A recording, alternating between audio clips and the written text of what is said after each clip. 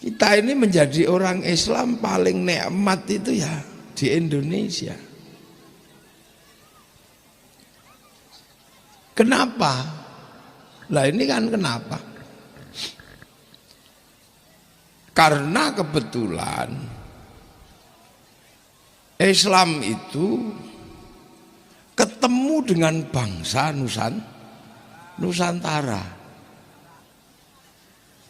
Jadi Islam paling cerdas, Islam paling dinamis, dan Islam paling ilmiah itu Islam di Indonesia, di Nusantara. Makanya tinggalan-tinggalan besar Islam di dunia itu terjaga keseluruhan ada di Nusantara. Ilmu Islam itu komplit kalau di sini. Setelah Rasulullah, disiplin ilmu kaum muslimin itu terbagi dalam 3 disiplin ilmu besar. Ada ilmu tasawuf, ada ilmu kalam, ada ilmu fikih. Cari 3-tiganya di Makkah dan sekitarnya, tinggal fikih. Cari ulama-ulama tasawuf sudah sangat jarang. Ulama-ulama hikmah sudah sangat jarang. Ulama kalam nggak ada. Di Timur Tengah yang lain, pasca ISIS, ISIS niku goleki ulama tasawuf yo jarang-jarang waktu dipateni. Ulama fikih sing keras-keras ngoten niku. Kalam ndak boleh. Di belahan bumi yang lain, tapi tinggalan ilmu Islam terbesar di dunia dan terkomplit hari ini ada di Indonesia. Ilmu kalam komplit di sini. Mau cari yang ahli balaghah, ahli ma'ani, ahli bayan, komplit di sini. Ahli mantek komplit. Mau cari ulama fikih di sini komplit, mau madhab apa saja ada. Mau cari ulama tasawuf, ulama-ulama tarekah komplit.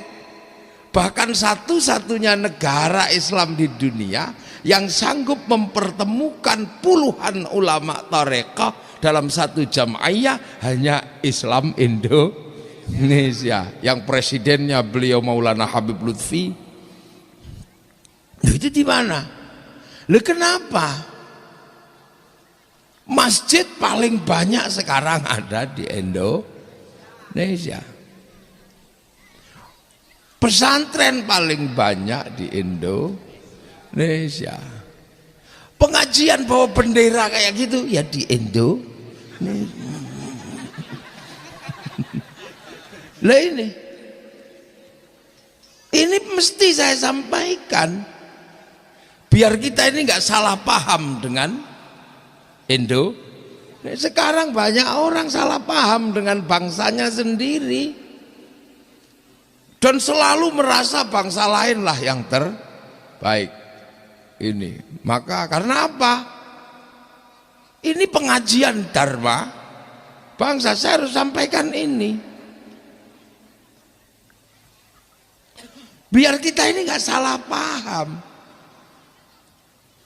Punya apa saja seolah-olah bukan milik kita, mulai dari buah-buahan sampai kekuasaan. Jambu kalau besar dikit jambu Bangkok, padahal tumbuh di sini dikencingi anak kita. Begitu gede jambu Bangkok loh. Jadi sampai buah-buahan pun nggak pede menjadi Indonesia. Apalagi ayam gede dikit, ayam Bangkok. Padahal nya di sini, nelurnya di sini. Nangka enak dikit, nangka Belanda. Mana ada nangka kok di Belanda? Ya. Belanda nggak punya nangka, makanya ketika dia melihat nangka yang bawa pertama kali namanya si Jack, maka dia sebut jackfruit.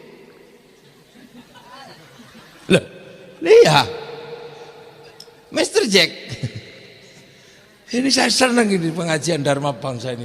Muda-muda semua ini kumpul semua. Ini harus dijelaskan ini. Jelek semua.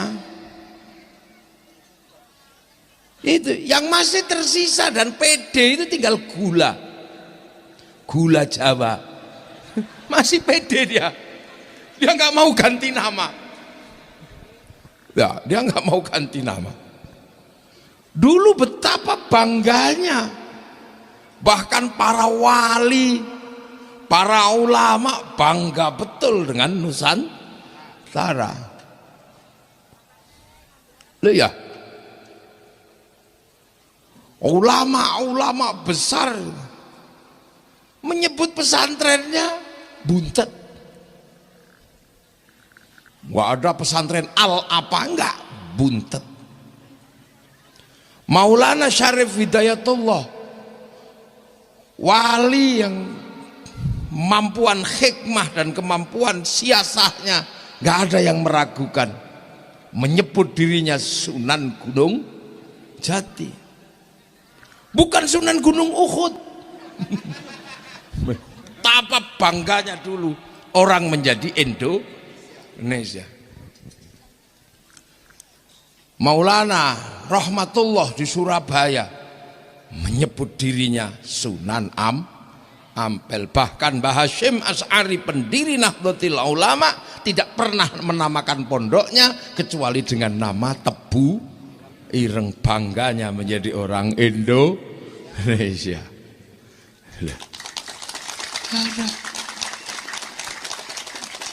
Jadi mau kemana mondokkan anak? Ke Ciwaringin. Kemana? Buntet.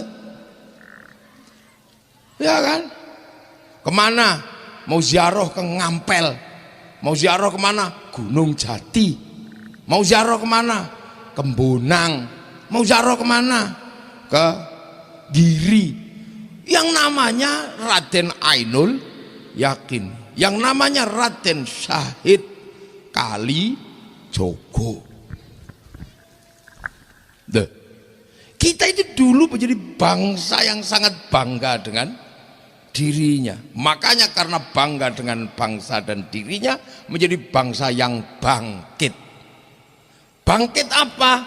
Mampu menguasai peradaban-peradaban yang setara dengan peradaban dunia.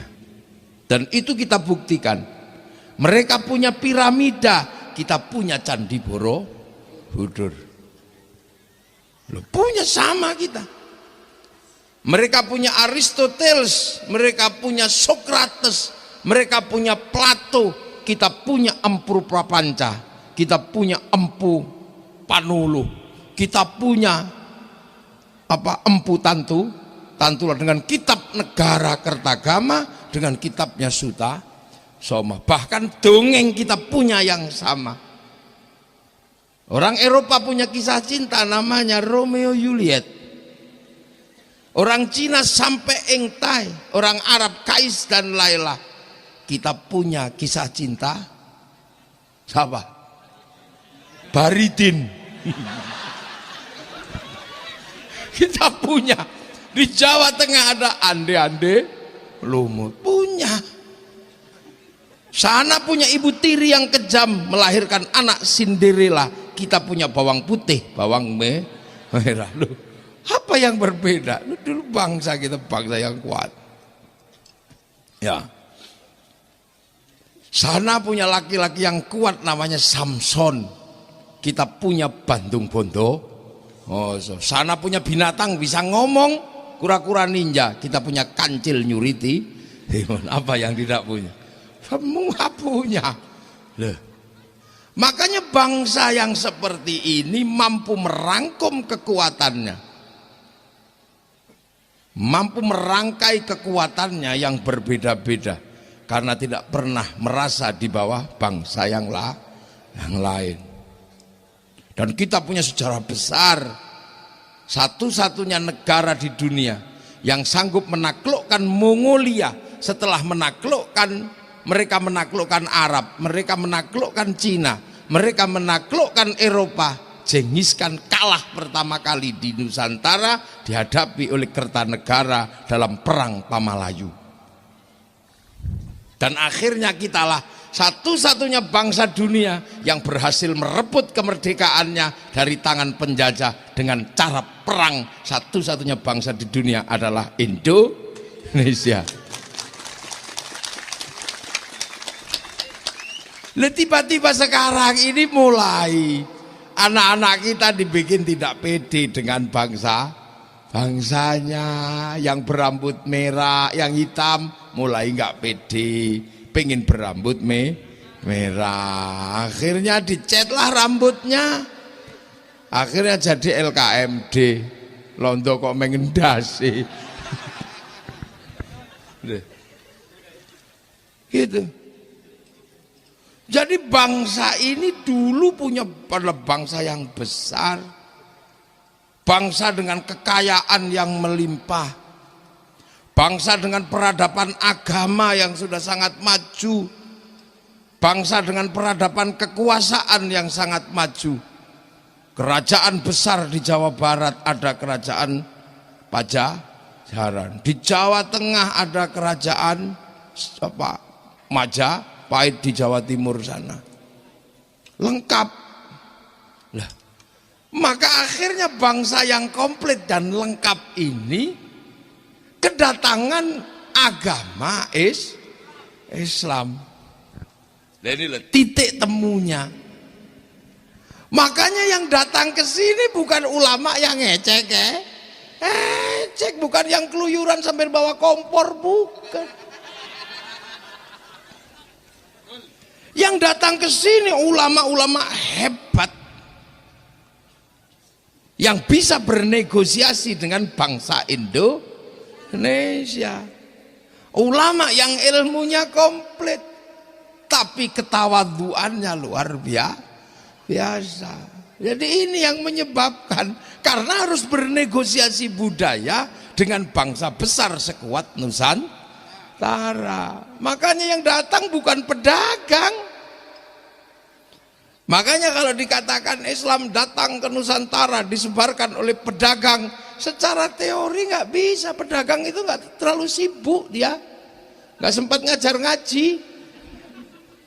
Jadi mana ada sejarahnya Islam di Indonesia disebarkan oleh saudagar? Nggak ada. Cari. Itu saking pusingnya orang nulis sejarah, akhirnya ya udahlah, yang menyebabkan orang pergi jauh karena perdagangan, maka bisa jadi yang menyebarkan Islam di Indonesia adalah pedagang. Secara teori ditolak. Kenapa secara teori ditolak? Karena di Nusantara waktu itu, di Cirebon waktu itu, agama yang berkembang membangun kekuasaan sampai sistem sosial adalah agama Hindu. Hindu itu ada kastanya. Kasta pertama namanya kasta Brahmana. Brahmana adalah orang yang sudah tidak mikir dunia. Dia nggak mikirin dunia, dia hanya mikir Tuhan. Ya. Dia nggak mikir dunia, nggak mikir. Yang ngurusi dunia ada kasta namanya ksatria. Ini para raja. Tapi ksatria nggak boleh ngomong agama karena hidupnya berkecimpung dengan dunia. Orang yang hidupnya masih berkecimpung dengan dunia nggak boleh ngomong agama. Agama tidak boleh dibicarakan oleh orang yang masih berada urusan dunia. Dan ksatria kasta kedua nggak boleh ngomong agama. Di bawah kasta itu ada namanya Wisya, pegawai negeri. Wisya, pembantu raja. Nggak boleh ngomong agama, dia baca kitab agama Hindu diculek matanya. Lah di bawah Wisya ada namanya Sudra. Sudra itu orang yang sehariannya cuma mikir dunia, pedagang, bendino ngitung duit tae. Dia ngitung, itu pedagang. Petani, bendino nyangkul mikir dunia. Nah, ini juga tidak boleh ngomong agama. Sekaya apapun pedagang adalah Sudra. Di bawah Sudra ada Parya, kastanya pengemis. Orang yang menyandarkan hidupnya pada meminta Minta. Di bawahnya ada namanya kuca. Kuca ini tukang ngutil, apa ngutil? Jadi dia ngambilnya nggak banyak, dikit ini. Tukang ngentit, copet. Ya tukang ngambil bansos. Itu kuca.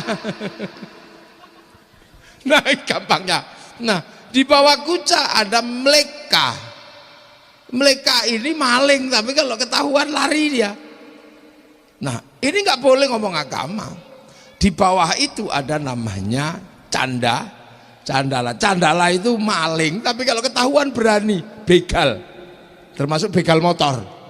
Itu candala. Apalagi ini mati aja nggak ada yang ngurus. Nah, ketika seorang pedagang tidak boleh ngomong agama karena dia dari kasta sudra, apakah orang Nusantara mau diajari oleh seorang pedagang? Maka orang di Nusantara, di Cirebon tidak mau diajari ngaji oleh pedagang. Makanya tidak ada sejarah pedagang adalah menjadi penyebar agama Islam. Yang boleh berbicara agama Brahmana. Brahmana itu siapa? Orang yang tidak ngurus dunia. Dalam konsep agama Islam, orang yang sudah tidak berpikir dunia ini dikenal dengan nama waliullah.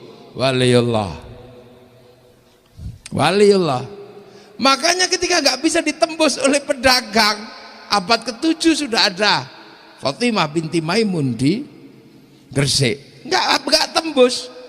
Tapi ketika para wali datang dengan ilmu hikmahnya, dengan kecerdasannya, dengan kemampuan spiritualnya sekelas Brahmana, maka baru Islam bisa dimasukkan ke Nusantara. Nah, wali itu nggak urusannya dengan dunia. Wali itu online-nya kepada Allah. Wali itu referensinya bukan di depan mata, referensinya di sana. Wali itu nggak takut apapun, la khaufun alaihim walahum yahzanun. Sebab apa? Sebab wali itu punya sistem online tersendiri. Inggih. Innalladzina qalu rabbunallah tsumma istaqamu tatanazzalu alaihimul malaikah alla takhafu wala tahzanu. Wali itu punya sistem online. Jadi kalau sudah qalu rabbunallah tsumma istaqamu, punya sistem online.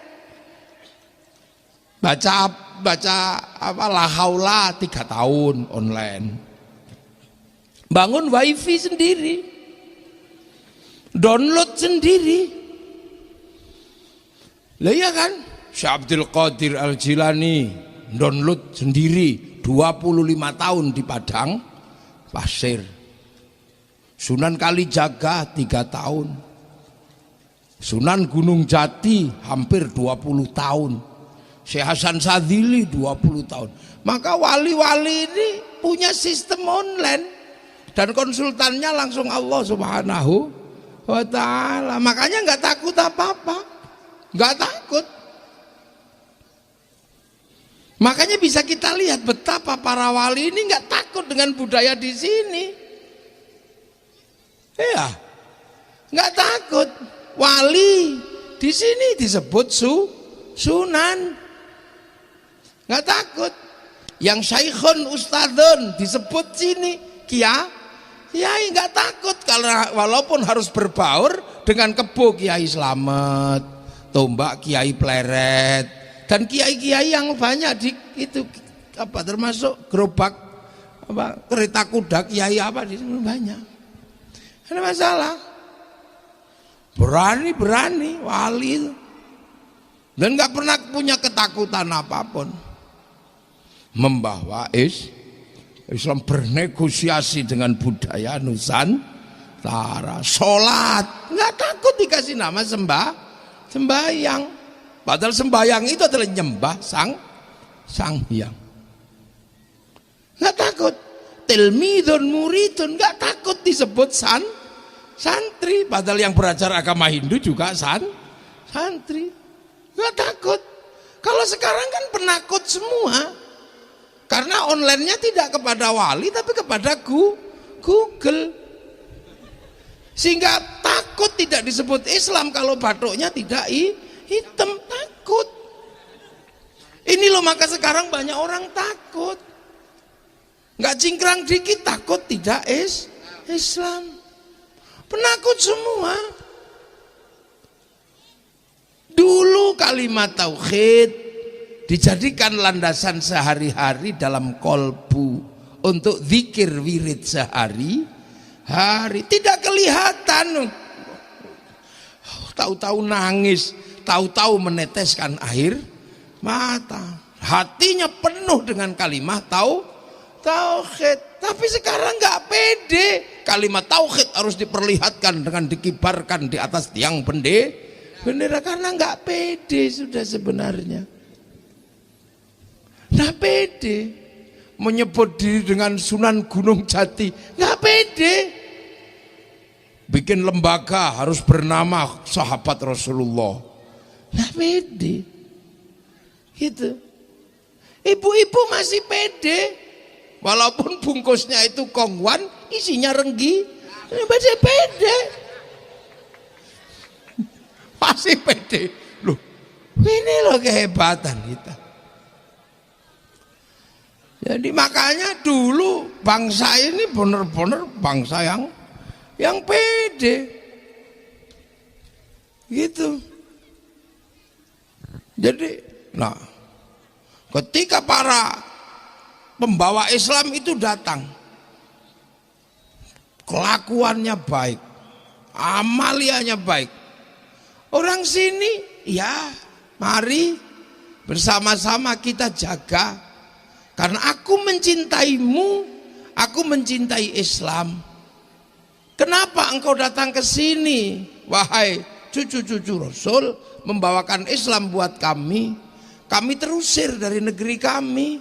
Kenapa? Karena konflik politik berebut kekuasaan. Oh, kenapa? Antar sahabat berebut kekuasaan setelah khalifah. Akhirnya orang sini waspada nak, jangan kau contoh sistem kekuasaan seperti itu. Karena kalau kamu nyontoh kekuasaan seperti itu, maka jangan salahkan kalau nanti terjadi banyak pembunuh, karena sistem seperti itu dulu membunuh cucu Rasulullah. Lah, agar orang selalu ingat bahwa orang bisa sampai di sini karena kakek moyangnya terbunuh, maka peristiwa itu selalu diingat oleh orang Nusantara agar tidak mengulang kesalahan awal. Cara mengingatnya seperti apa? Peristiwa terbunuhnya cucu Rasul karena perebutan kekuasaan diperingati setiap tahun dalam bentuk nama bulan.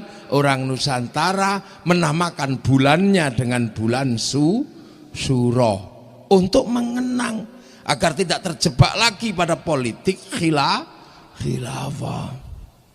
Maka orang bulan Suro, oh dulu itu terbunuh, maka itu bulan duka. Biar kami tidak mengulang sejarah itu, anak cucu selalu ingat, maka bulan Asyura sebagai bulan duka, kami akan mengenang dengan membuat bulan duka, tidak mengawinkan anak, tidak mantu, tidak pindah rumah.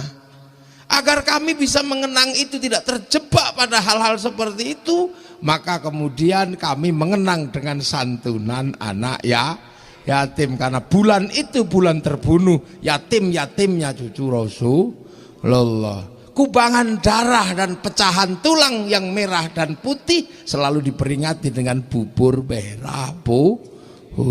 Itu cara. Makanya kemudian para wali tidak menduplikasi sistem kekuasaan waktu itu untuk tidak mengulang sejarah kelam peristiwa politik yang menelan korban cucu-cucu Rasulullah. Makanya bagi orang-orang yang tidak mengenal Asyura, tidak mau mengenal, bahkan mengatakan itu bid'ah, itu musyrik, maka terjebak pengen kembali membangun sistem khilafah yang hari ini sudah mengeluarkan diri dari sistem kerajaan Islam, berubah menjadi negara Kalau ini kan kita harus tahu. Kenapa santri selalu ingat? Karena sejarahnya dipegang oleh santri. Kenapa NU menolak? Karena NU tahu sejarah kelam itu. Dan ketika diulang pasti NU nggak mau, karena NU penerus para wali. Tapi yang tidak mau menerima wali lupa. Makanya walinya ditolak, ajaran walinya ditolak, tapi daerah para wali diterima dan dikatakan sebagai jejak khilafah. Lu wong wali ini ditolak kok khilafahnya diterima, kerajaan Islamnya diterima sebagai jejak khilafah. Lu kayak gini. Ini penting. Lu akhirnya kemudian Islam bernegosiasi sholat sembahyang.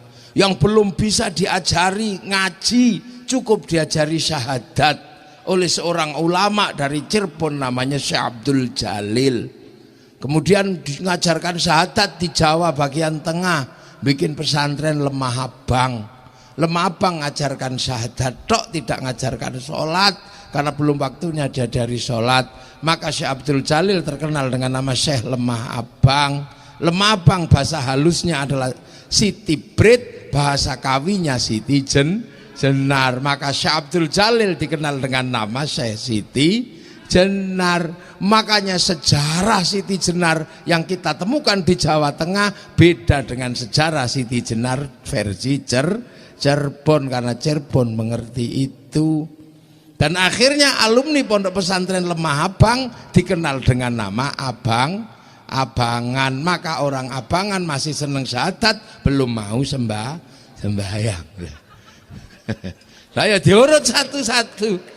Karena bangsa ini terbentuk pelan-pelan, jadi sabar ya. Jadi para pendahulu itu jago betul membawa Islam dari jauh sana. Bagaimana dipahami oleh orang Nusantara yang sudah berperadaban maju. Diajarannya gimana? Karena apa? Ada prinsip di negeri yang jauh, Islam itu seperti tanaman. Wa kafa billahi syahida Muhammadur Rasulullah walladzina ma'ahu. Wa kafa billahi syahida nih, Rasulullah masih sendiri. Nggih, Muhammadur Rasulullah diangkat menjadi rasul. Setelah itu walladzina ma'ahu, ada orang-orang yang bersama Rasul, namanya sahabat. Lah ini situasinya situasi bernegosiasi sesama orang Arab. Asyidda'u 'alal kuffar. Itu yang Muhammadur Rasulullah ya masih orang Arab, yang kufar ya masih orang Arab. Makanya kaum muslimin yang dari orang Arab yang dihadapi juga masih orang Arab. Jubahnya ya masih sama, jenggotnya ya masih sama. Abu Jahal ya jubahan, Sayyidina Abu Bakar ya jubahan, Rasulullah jubahan, Abu Lahab ya jubahan, sama. Asyidda'u 'alal kufar, menggunakan simbol-simbol yang ada di waktu itu. Bagaimana menghadapi orang kafir, orang Yahudi gak berjenggot, orang Islam berjenggot, orang Nasrani, orang Yahudi pakai baju panjang karena kaya, yang Islam motong kain namanya isbal. Yang membedakan cuma satu, Rasulullah sama Abu Jahal itu wajahnya. Kalau Rasulullah wajahnya tersenyum tabassam, Abu Jahal wajahnya kaya wong kebelet ngising. Itu lah itulah. Jadi walladzina ma'ahu asyidda'u 'alal kuffar. Jadi keras orang kafir. Era itu sampai suasana itu selesai, itu terjadilah situasi ruhama'u bainahum tarahum ruka'an sujjadan yabtaghuna fadlan minallah wa ridwanan simahum fi wujuhihim min atharis sujud. Lah terus diteruskan, dzalika matsaluhum fit Taurat Wa mathaluhum fil inzil kazar'in, kayak tanaman. Tanaman itu ada benihnya, ada media tanamnya. Ada yang nanam. Loh, makanya ini mesti dipelajari. Di zaman Rasul yang ditanam oleh Rasulullah adalah rukun iman, rukun Islam. Yang nanam siapa? Rasulullah. Tempat menanamnya Arab, Makkah, Madinah. Budaya Makkah, budaya Madinah berbeda. Tapi Rasulullah nanam. Waktu ditanam pertama, ya pusing orang Arab. Bagaimana diajarkan Islam yang sama sekali orang Arab gak kenal. Orang Arab itu Tuhannya banyak, diajari Tuhan satu. Orang Arab itu Tuhannya kelihatan, diajari Tuhan gak kelihatan. Orang Arab itu kalau beribadah Tuhannya nampak, diajari beribadah tanpa nampak Tuhan. Orang Arab itu nggak ada air, untuk minum aja susah, diajari toharoh pakai air. Apa ndak mumet itu orang Arab katanya. Ini ajaran apa ini kok? Minum aja susah pakai jinabat lagi gitu. Apalagi orang Arab jinabatnya nggak kayak orang Pabedilan.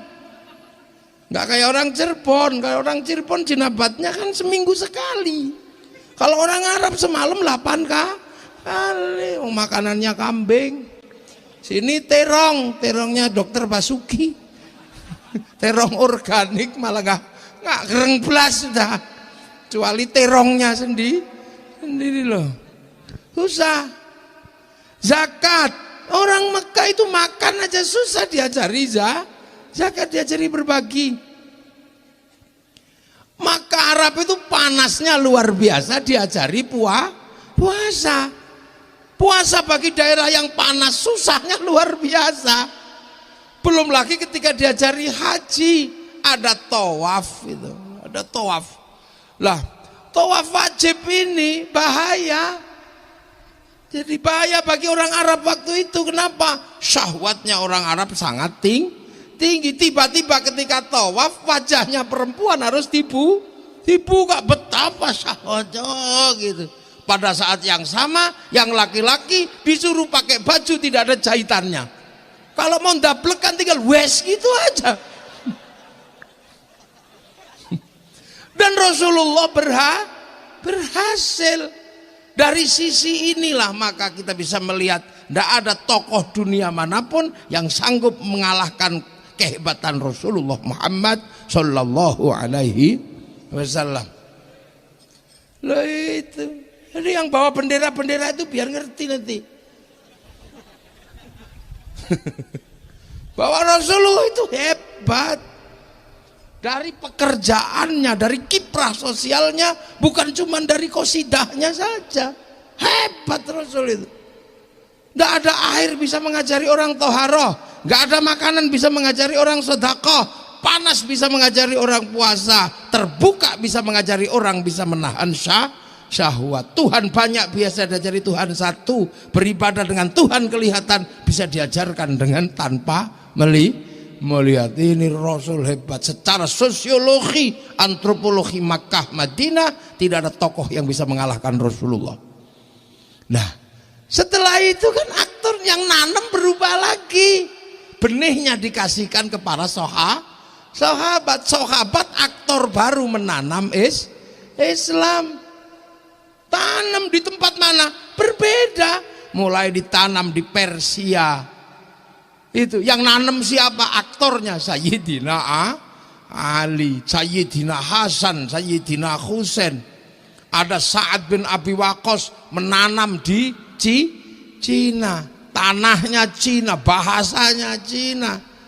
Lalu itu benihnya ditanam, aktornya beda. Begitu seterusnya. Setelah sahabat, aktornya siapa? Yang nanam tabi'in, bukan lagi Rasul, bukan lagi sahabat, tapi tabi'in, tempatnya beda lagi.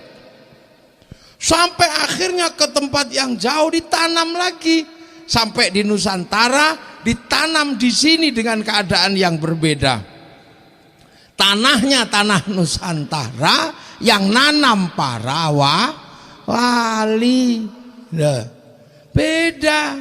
Makanya cara nanamnya beda. Itulah. Napa? Maha? Oh mau dikasih minum. Oh nggak dikasih minum juga nggak apa-apa. Iya. Ngurung minum aja kok. Syukurlah saya nggak dikasih minum larutan.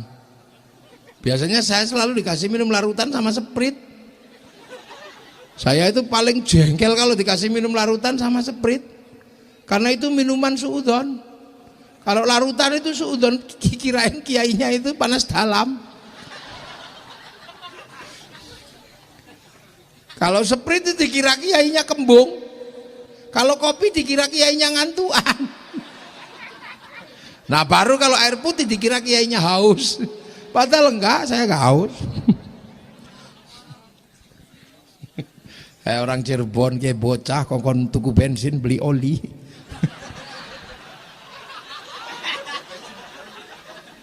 Ya, nah. Lah itulah ya.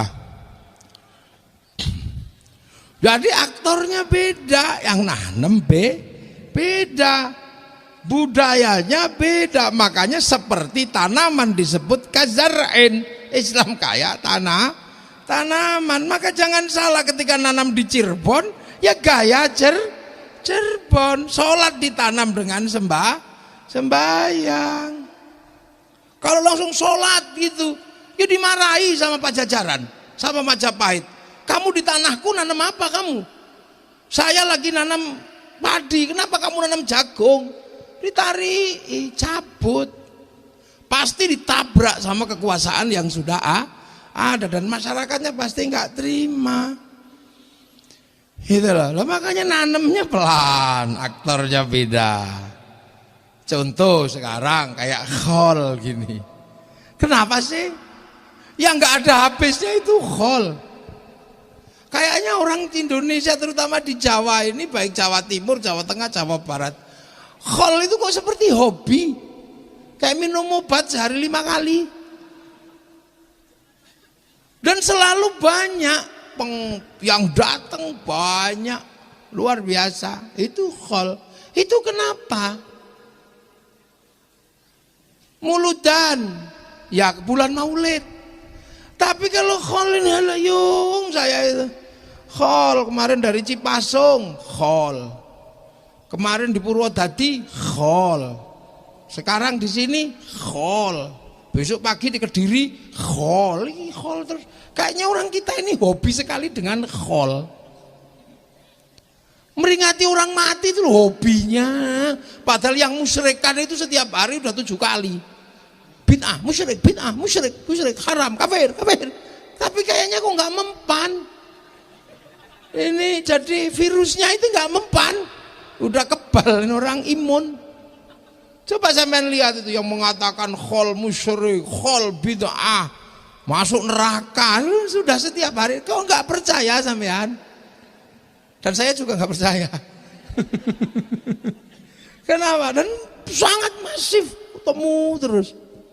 Karena sebelum Islam datang, memperingati orang mati sebagai bentuk apa? Sebagai bentuk ketakziman dan ketawadhuan anak pada orang tua, itu sudah ada di Nusantara.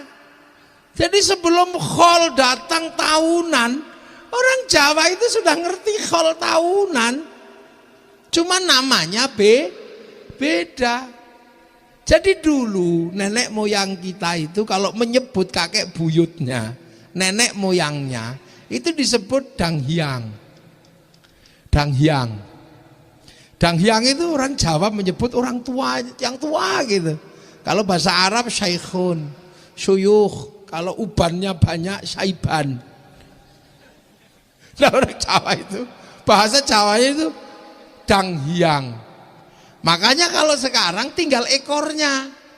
Orang-orang tua disebut eyang. Eyang kakung, eyang putri, aki.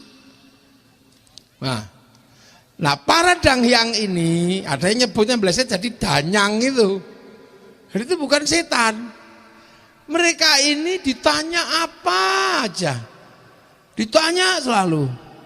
Belum ada Google yang mau nanam ini apa, selalu ditanya. Nah pertanyaan itu dijawab.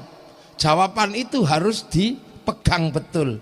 Makanya jawaban yang dipegang betul namanya jawaban yang dipundi. Makanya para danghyang disebut pepunden. Rumahnya dinamakan punden. Nah itu anak cucunya lama-lama itu pergi jauh, pulang kemana-mana, pergi karena makanannya habis, merantau. Tapi setiap setahun sekali mereka rindu kampung halaman dan pulang, maka lahirlah bahasa sekarang jadi mudik itu.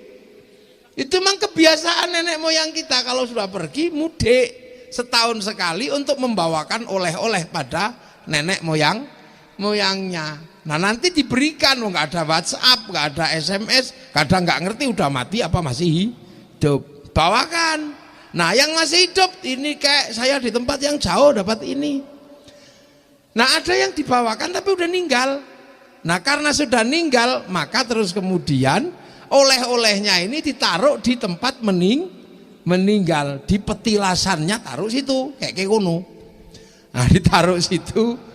Terus dibilangin kakek buyutmu itu ndak ninggal, isi hidup tapi di tempat yang sana, maka bisa diajak ngomong dalam bahasa lokal merui kaki danyang nini danyang. Nah terus akhirnya taruh situ lah. Kedatangan anak cucu menengok orang tua nyembayangi itu namanya upacara srodo dulu. Makanya kedatangan anak cucu itu dikenal dengan istilah nyadran. Serodo ya itu terus lah Islam datang mengajarkan hal yang sama. Walladzina ja'u min ba'dihim yaquluna rabbana ighfir lana wa li ikhwanina alladzina sabaquna bil iman. Yang datang belakang itu mendoakan yang sudah pergi lebih dulu yang bawa iman lah. Dawuhnya Allah seperti ini diwujudkan oleh para ulama. Yang baru pergi kita masih bisa nyolati, yang masih baru meninggal kita bisa datang ke kuburannya. Tapi walladzina yang jauh, yang sudah meninggal lebih panjang, ini tidak ada bisa menjangkau kecuali ulama-ulama NU. Cara menjangkaunya bagi yang jauh ila ruhi ila hadrati. Loh, jadi yang ila ruhi ila hadrati itu hanya santri yang bisa, yang tidak ketemu. Misalnya kakek ini cucunya nggak ketemu, nggak ikut nyolati ketika meninggal. Tapi orang yang lebih dulu pergi harus didoakan. Lah yang bisa mendoakan ya yang masih hidup bareng, anaknya mungkin masih.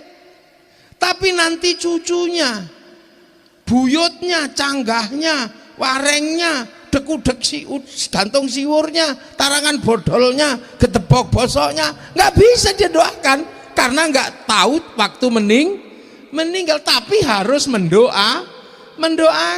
Loh makanya kalau orang nggak ikut santri, dia nggak bisa mendoakan nenek moyangnya yang lebih dulu karena nggak mengenal ila ruhi ila hadrati, nggak mengenal wa ila jami'i masyayikhina, nggak kenal ajedatina, nggak kenal. Makanya susah kalau tidak jadi santri. Begitu mati yang doakan anaknya, cucunya sudah nggak bisa. Tapi kalau santri sampai kakek buyutnya masih bisa dan ngerti cara mendoakan. Lha iku makane nek melo NU selamat. Iya. Lho tepuk tangan sing banter, ndak usah sungkan-sungkan. Selamat kalau ikut NU. Kalau ikut NU, ikut santri selamat sampean. Meskipun udah udek-udek gantung siwur 100 tahun yang lalu ninggal, masih bisa didoakan. Nah kalau ikut yang model baru, hanya anaknya yang bisa, yang ketemu mendoakan. Ya cuma dapatnya itu aja. Nanti begitu sudah sampai buyutnya udah nggak dapat, kuburnya nggak tahu. Tapi kalau kita punya sistem online, tetap bisa di-share it. Kan gitu. Kalau kita nggak punya paket data, kita pakai wifi-nya para sahabat, pakai wifi-nya para wali. Wong kita tahu kita nggak pernah download kan. Kalau wali tadi kan download sampai 7 tahun sampai 8 punya wifi. Kita download listriknya mati.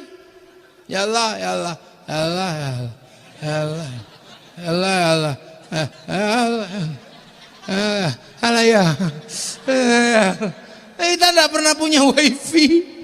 Makanya kalau kita mau ngirim pasti pakai wifi gratisan. Pakai wifi-nya siapa? Ila hadratin nabiyil Mustafa. Pakai .co.id-nya Nabi. Pakai .co.id-nya Syekh Abdul Qadir. Pakai .co.id-nya Sunan Gunung Jati. Itu ulama-ulama buntut baru abaina ummahatina syekhina wa nakhususan ila ruhi wa jidarma al-fatihah. Langsung share it bet gitu. Ada yang protes, enggak nyampe. Lu kata siapa? Mau pakai wifi kok enggak nyampe. Kita sih enggak punya wifi tapi kita pakai wifi-nya orang. Pakai tethering. Lah kan sama, kita nggak lihat tinjunya Mike Tyson atau sepak bolanya Manchester United yang kemarin kalah 8 itu mana? Barcelona kalah 8. Mana pendukung Barcelona mana? Pak Haji Basuki kalah sama saya sampean. 8-2. 82. Angka sial 82. Yang menang mana kemarin? Enggak, mana pendukung Bayern Munchen? Loh, sama-sama yang didukung ya Eropa, yang dukung juga Eropa. Kenapa kita nggak menang? Ya kalah kita. Kenapa? Wong peraturannya sama, orangnya beda. Sana tingginya 190, kita cuma 160. Kendal bas ini kenapa? Ngendas bal. Nyundul bal gini ya kena perut kita. Makanya nggak usah bayangkan menang sepak bola, nggak usah. Kalah. Tapi sepak bola harus selalu ada untuk jadi sarana tawuran, lumayan. Lihat kalah, oh kita bangsa Indonesia kok membayangkan sepak bola. Nah iya kan? Jangan bayangkan basket, kalah kita kalau bayangkan basket, orangnya cuma segini-segini. Lapangannya sama, peraturannya sama, orangnya beda. Iya makanya Thailand nggak mau, dia khusus fokus pada sepak takraw. Akhirnya dia menang sepak takraw. Orangnya kecil-kecil bisanya main bola. Kita usulkan olahraga kita, main kelereng bisa sebenarnya. Lah iya loh. Jadi kita ini punya bangsa. Loh, akhirnya orang kok nggak percaya doa bisa dikirim. Kita nggak lihat, ya Munchen nggak lihat, tapi ada orang yang nyuting satu. Tuh gitu, pancarkan ke satelit, pakai wifi-nya satelit, dibagi ke seluruh dunia, siarannya dapat semua. Kenapa? Itu namanya siaran langsung. Makanya orang kalau nggak percaya doa bisa dibagi, orang ini pasti nggak punya TV. Lah itu akhirnya bisa, coba anak cucu yang jauh yang datang belakang, yang sudah nggak tahu buyutnya di mana. Nenek moyangnya masih bisa wa ila abaina ummahatina. Wes ngono kakek moyangnya alhamdulillah dapet. Anak cucuku Fatihah lumayan. Pakai wifi-nya siapa sih kok dia punya? Dia itu dua plek. Oh, pakai wifi-nya Rasulullah. Wa ila jami auliya ilah minal masyariqi ila magharibiha fi barriha wa bahriha. Wali yang di timur, di barat, di utara, selatan, lautan, daratan, nggak tahu kan siapa walinya. Akhirnya komandannya dipanggil, wana khusus sultanul aulia Abdul Qadir. Itu kalau nggak santri nggak ada mekanisme itu. Nah itulah namanya mekanisme uluhiyah. Bejo sampean jadi santri. Makanya Pak Haji Dharma ini beruntung, walaupun punya anak sudah jadi dokter masih NU. Biasanya kalau agak dokter dikit kan sudah gak deket NU sudah. Jadi tetangganya sudah.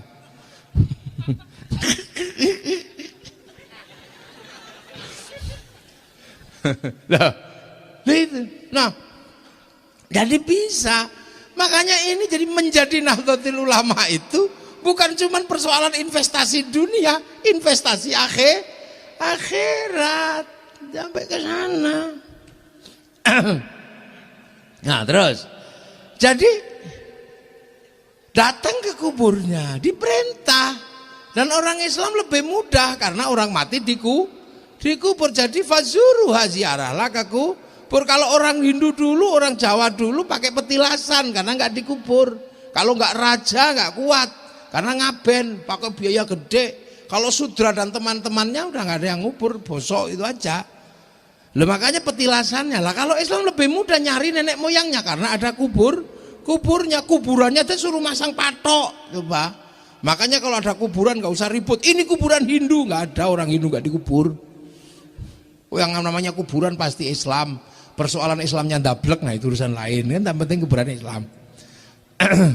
Lah terus datang ke kuburan sama. Nenek moyang kita sebelumnya juga diajarkan. Nenek moyangmu masih hidup, Islam juga sama. Nenek moyang kita itu nggak mati. Ya nggak mati, masih hidup. Ya la taqul lima yuqtalu fi sabilillah amwa. Jangan kau katakan nenek moyangmu udah mati, itu mati, dia masih hidup. Cuman kamu nggak ngerti karena masih hidup. Maka kalau tadi meruhi kaki danyang di ini danyang, yang ini adalah ilah ruhi, ilah hadrati. Yang tadinya juga bawa makanan banyak, bawa sapi untuk ditaruh di petilasan. Orang Islam juga kalau ada yang mati, nenek moyang mati, ziarah kubur, suruh bawa makanan yang banyak. Makanya kalau ada orang meninggal, bawakan makanan yang banyak. Setahun sekali bawakan makanan yang banyak orang Islam itu kalau meninggal. Cuman sebab orang Islam itu kalau meninggal suruh bawain makanan, bedanya di sini. Yang sebelumnya ditaruh petilasan, yang Islam makanannya panganan dewe, makanlah sendiri biar menjadi sodakoh. Maka kemudian ada istilah nyadran dulu diganti dengan sodakohan. Maka ada istilah sedekahan. Berhubung yang sudah meninggal di dalam bumi, maka ada istilah sedekah bumi. Terus gini Pak bilang musyrik, ya kamu aja yang aneh. Karena kamu gak mau belajar.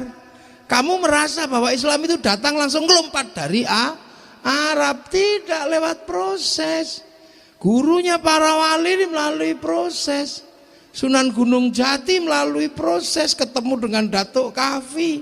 Datuk Kafi mengalami proses ketemu dengan Syekh Kuro di Kerawang sana, dekat Rengas Dengklok dan Cilamaya. Syekh Kuro ketemu dengan Syekh Jumadil Kubro. Sayyid Jamaluddin Al-Husaini Al-Kabir ketemu dengan Sayyid Muhammad, bapaknya diajari. Sayyid Muhammad diajari sama Sayyid Ahmad Jalaluddin. Sayyid Ahmad Jalaluddin di Campa sana diajari sama Sayyid Abdul Malik di Mongol. Sayyid Abdul Malik diajari Sayyid Alawi Amil Faqih, diajari Sayyid Ahmad Sokhib Mirbat, diajari Sayyid Ali Khalid Qasam, diajari Sayyid Alwi, diajari Sayyid Muhammad, diajari Sayyid Alwi, diajari Sayyid Ubaidillah, diajari Sayyid Ahmad Al-Muhajir, diajari Sayyid Isa, diajari Sayyid Muhammad, diajari Sayyid Ali Uraiti, diajari Sayyid Ja'far Shadiq, diajari Sayyid Bakir, diajari Sayyid Ali Zainal Abidin, diajari Sayyidina Hasan Husain, diajari Sayyidina Ali. Lah ini yang diajari langsung Rasulullah Muhammad sallallahu alaihi wasallam. Lah itu makanya Islam itu datang ke sini itu tokohnya beda-beda. Setelah para wali, muridnya wali. Setelah muridnya wali, muridnya lagi.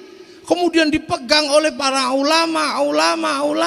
Sampai akhirnya hari ini ketemu zaman milenial. Di mana ketemu zaman baru.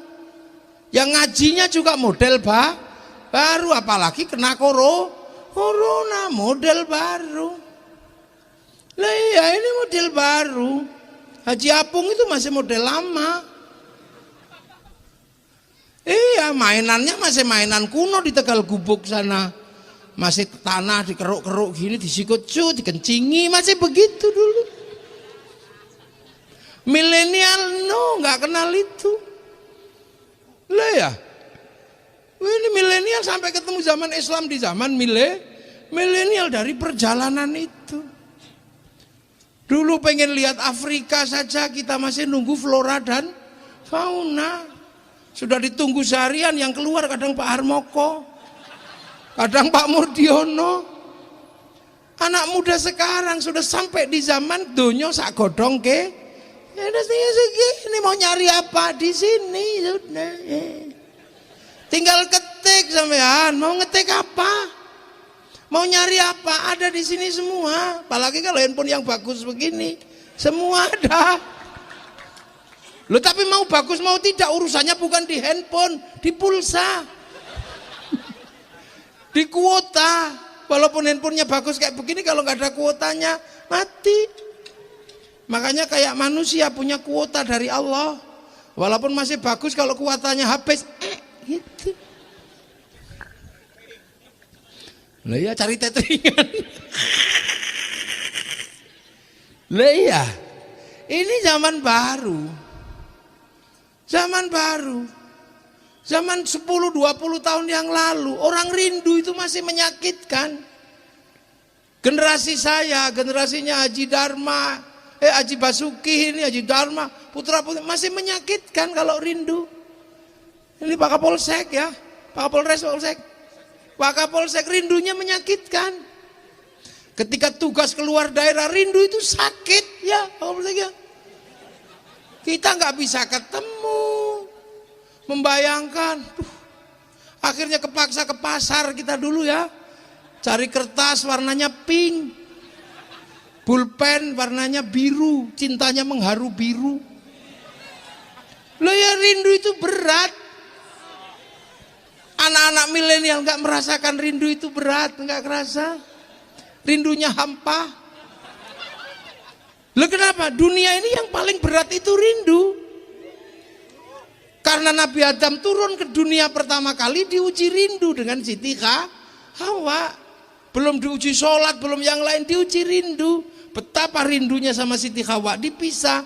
Makanya Siti Hawa dan Nabi Adam itu mencari rindunya. Hawa, Hawa. 200 tahun sampai bayangkan rindu kok 200 tahun itu kayak apa tadi akek. Sementara pergi ke warung kopi belum ada warung. Kalau sekarang rindu gampang, cari ke warung kopi ketemu pemiliknya beres. Lah ya kan. Lah kan dulu nggak ada. Nah, akhirnya kemudian Hawa. Tahu-tahu 200 tahun ada. Mas Adam. Hawa? Mas Adam. Hawa. Oh, ternyata Siti Hawa lagi duduk di atas bukit kecil di padang Arafah sana. Duduk. Adam melihat Nabi Adam, Siti Hawa langsung tarik sarungnya turun mengejar Nabi Adam. Nabi Adam, ingat ya Hawa, kamu jangan turun ya Hawa. Kenapa Mas Adam? Aku rindu. Kita rindu, kita kangen ya. Rindu. Aja, jangan turun kamu. Karena kalau kamu turun mengejarku, aku khawatir nanti anak cucu kita mencontoh ada perempuan ngejar laki-laki. Biar aku aja yang naik mengejarmu.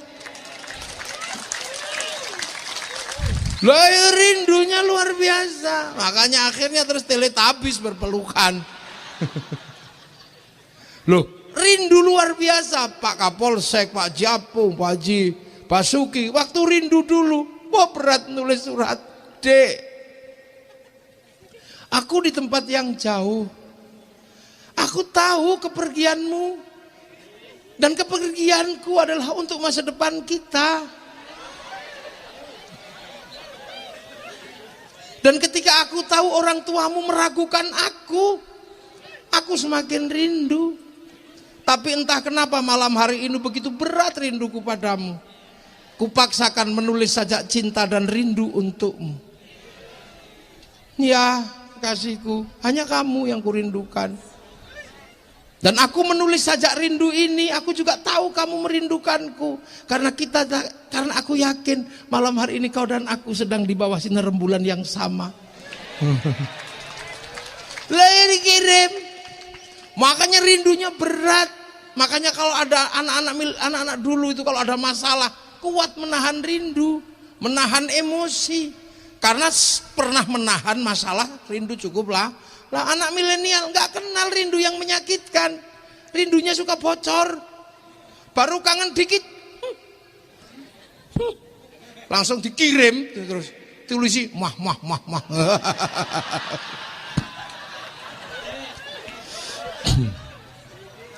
Tiba-tiba kita ketemu zaman ini. Zaman di mana serba mudah. Iya, merayu pun sudah tidak berat sekarang. Rayuan milenial itu aneh. Tidak seperti rayuan kita dulu, Pak Kapolsek ya. Aduh, wajahmu Dek seperti purnama. Nah, sekarang nggak ada rayuan seperti itu, rayuannya aneh. Dek, apa? Apakah bapakmu sipir penjara? Kenapa? Karena ternyata engkau mampu memenjarakan hatiku.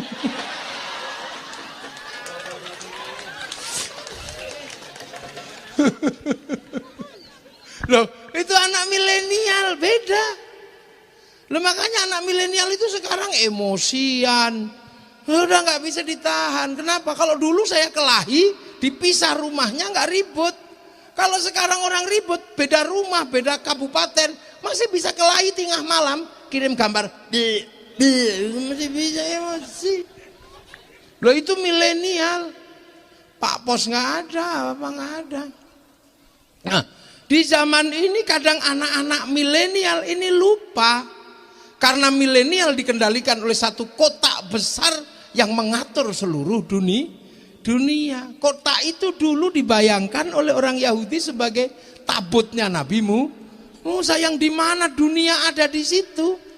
Mau nyari apa saja ada di situ, itu tabut dalam konsep orang Yahudi. Dan sekarang orang Yahudi bisa membuat tabut yang semuanya ada, namanya hard disk. Semua ada di tabut itu, mereka punya sekarang. Orang cari informasi, semua datanya ada di Google. Mencari teman, semua ada datanya di Facebook, cuman sekotak itu. Orang miss call, orang apa, tahu ya, dibalesi dari situ. Makanya sekarang penguasa dunia adalah yang menguasai data kebutuhan dunia. Orang Cirebon penyakitnya apa? Tahu. Karena seluruh obat yang laku datanya masuk ke data Google. Oh, orang Cirebon bulan segini sakitnya mencret. Oh, tahu. Oh, bulan gini gudiken. Oh, bulan begini apa? Cantengen. Oh, ternyata orang Cirebon nggak ada penyakit berat. Oh, iya. Kalau nggak berat penyakitnya cuman tahu-tahu mati. Tahu semua. Makanya sampean tahu semua. Lah inilah namanya milenial. Sampai di zaman, nah anak milenial ini kadang nggak ngerti bahwa suka duka para pendahulu membangun satu bangsa sampai kita bisa merasakan punya Islam yang nikmat, punya agama yang nyaman, punya bangsa yang indah. Kadang sampean nggak ngerti, penuh perjuangan. Islam tidak dibiarkan sendiri. Bagaimana Islam yang jauh ini akarnya tertanam di tanah Nusantara karena benih kazar'in ditanam di sini. Makanya kemudian Islam yang ditanam oleh para wali akarnya di mana? Sholawat. Itu perintah. Ya ayyuhalladzina amanu shollu alaihi wasallimu taslima. Ya sebenarnya cuma sallallahu alaihi Muhammad, tapi oleh para pendiri bangsa ini, para ulama awal, sholawat ditanam agar akarnya kemana agar kuat. Maka sholawat di sini dijadikan alat untuk mempersatukan manusia yang berbeda-beda. Lahirlah sholawat mingguan, sholawat ponan, bahkan sholawat menghasilkan grup-grup sholawat kayak gitu. Ada Sekermania, ada Mafia Sholawat, ada apa itu, punyanya Bibidin itu apa, Az-Zahir. Oh, saya mau besok bikin grup apalagi terserah pokoknya. Saya mau bikin grup apa, urung kepikiran.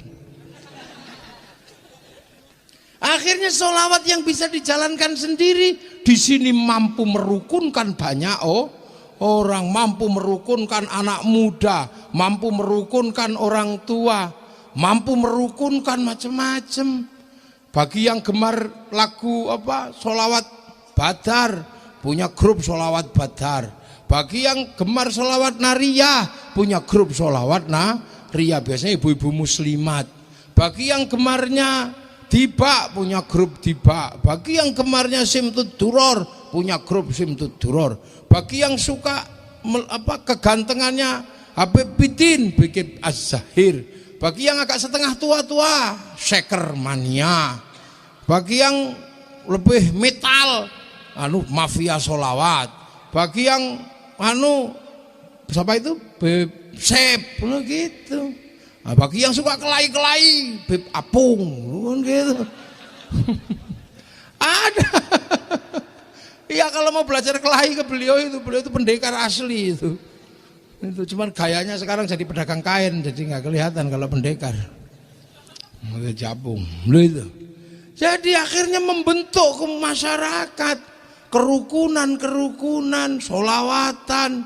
Ada yang bawa bendera, yang nggak kebagian bendera tangannya gini-gini, ada yang jempolnya cok. Yang suka lagu Arab, marhaban ya nurul aini, marhaban. Yang suka lagu Arab. Yang suka lagu dangdut, ya Rasulullah salamun alaik. Itu kalau nggak di Nusantara nggak ada. Betapa semua terwadai oleh solawat. Yang suka lagu Sunda, ya Rasulullah salam, salamun alaik. Yang suka lagu pemuda idaman jadi impian. Nah, ada kan? Pemuda pujaan jadi bayangan. Duh teringat senyummu, duh terbayang wajahmu. Pemuda pujaan jadi impian. Nah, ini ada. Nah, tapi bahasanya saya itu kalau dengar itu pengen ketawa ketika yen beli ketemu seminggu hatiku rindu, perasaan gumutur kan gitu, gumutur gitu kan, gemeter kan. Yen beli ketemu seminggu hatiku rindu. Ada yang suka begitu, ada yang suka nambang dawa. Apa itu yang saya itu pernah dari Jakarta naik bis sampai ke Cirebon. Itu lagunya Nambang Dawa. Yen beli seneng wis. Lali lah, lupa. Gimana Nambang Dawa lagunya? Gimana?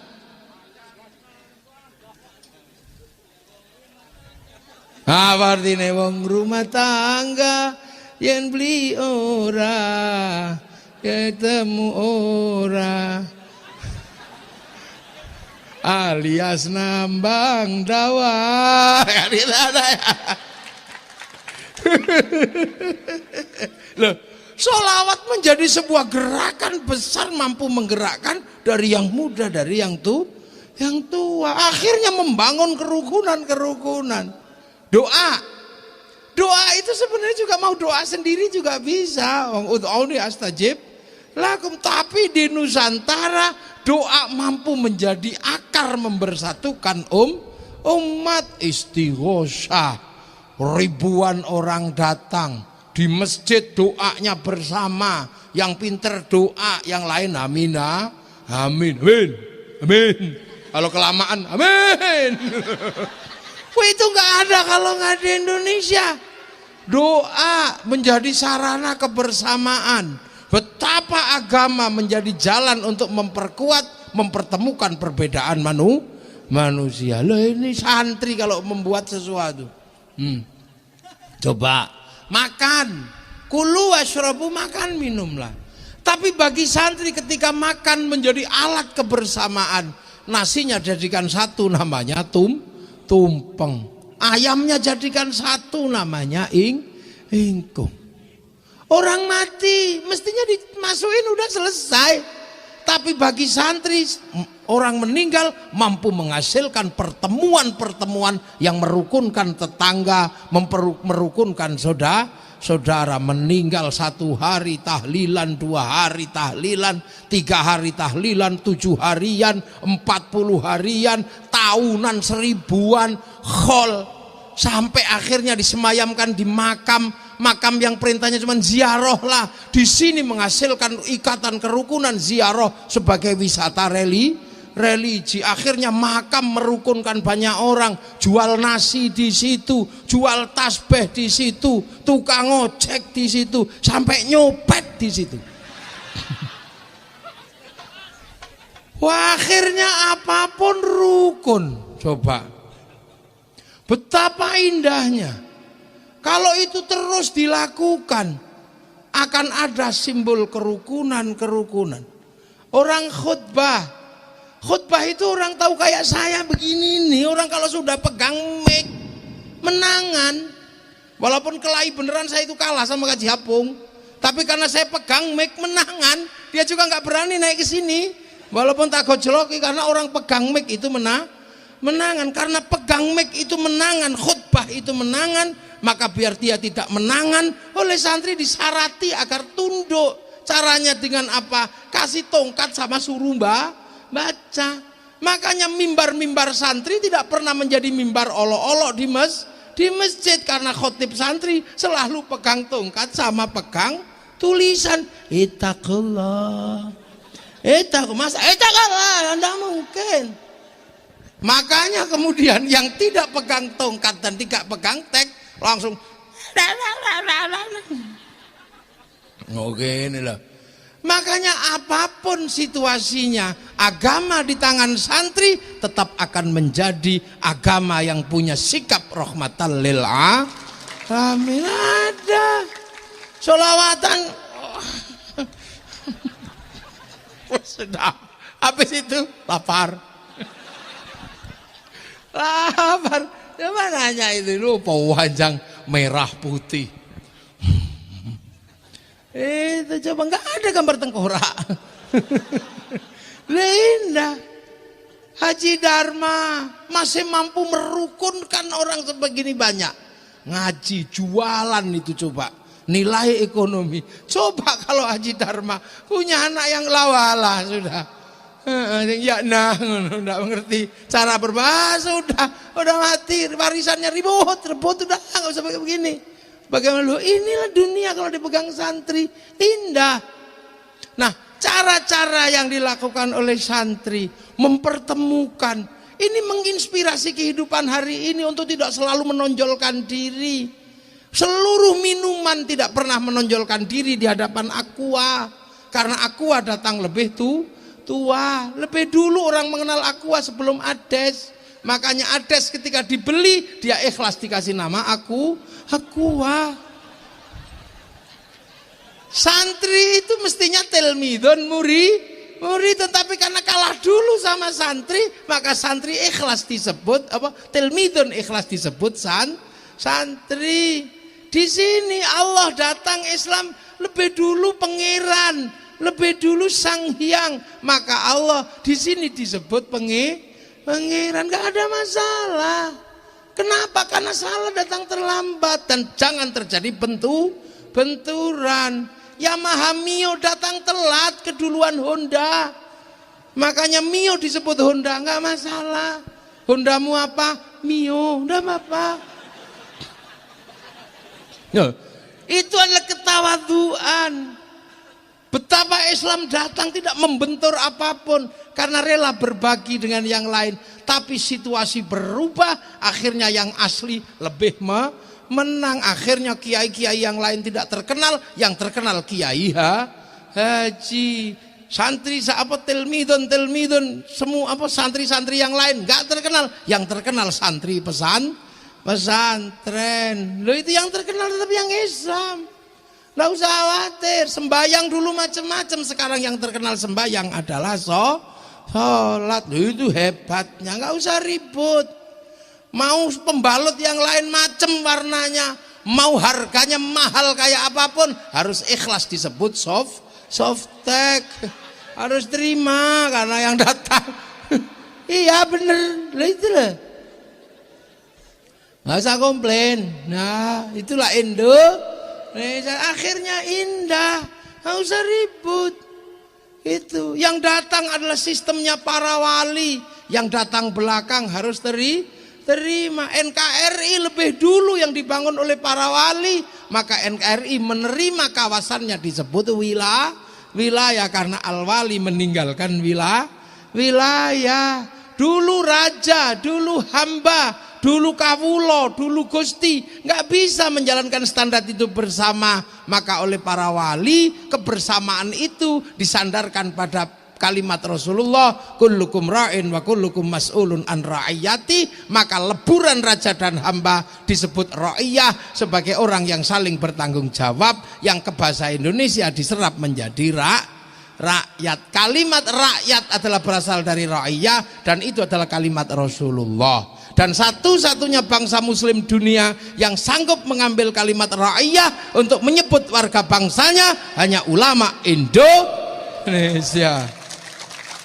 Ini gak ada Indonesia. Makanya kita ini punya bangsa yang tenang, agama yang nikmat karena diemban oleh para wali dan santri. Dan inilah yang bisa menjawab kenapa Arab satu bangsa pecah menjadi puluhan negara. Kenapa Eropa yang satu bangsa bisa pecah menjadi puluhan negara, tapi kenapa sebaliknya kita yang puluhan bangsa mampu bersatu dalam satu negara kesatuan Republik Indonesia? Karena jasanya para aulia yang bangun wilayah itu. Lah sekarang dibagi sesuai firman Allah. Wattini wazzaitun wa turi sinina wa hadzal baladil amin laqad khalaqnal insana fi ahsani taqwim thumma radadnahu asfala safilin illa alladzina amanu wa amilus solihat falahum ajrun ghairu mamnun. Ini kan jelas. Jadi dulu sebenarnya manusia itu sudah baik. Laqad khalaqnal insana fi ahsani, wis baik manusia itu. Tidak punya tanduk, artinya sudah tidak cakar, tidak tanduk-tandukan. Tidak punya kuku yang keras, artinya tidak cakaran. Makanya manusia itu tanpa mengenal Tuhan pun baik.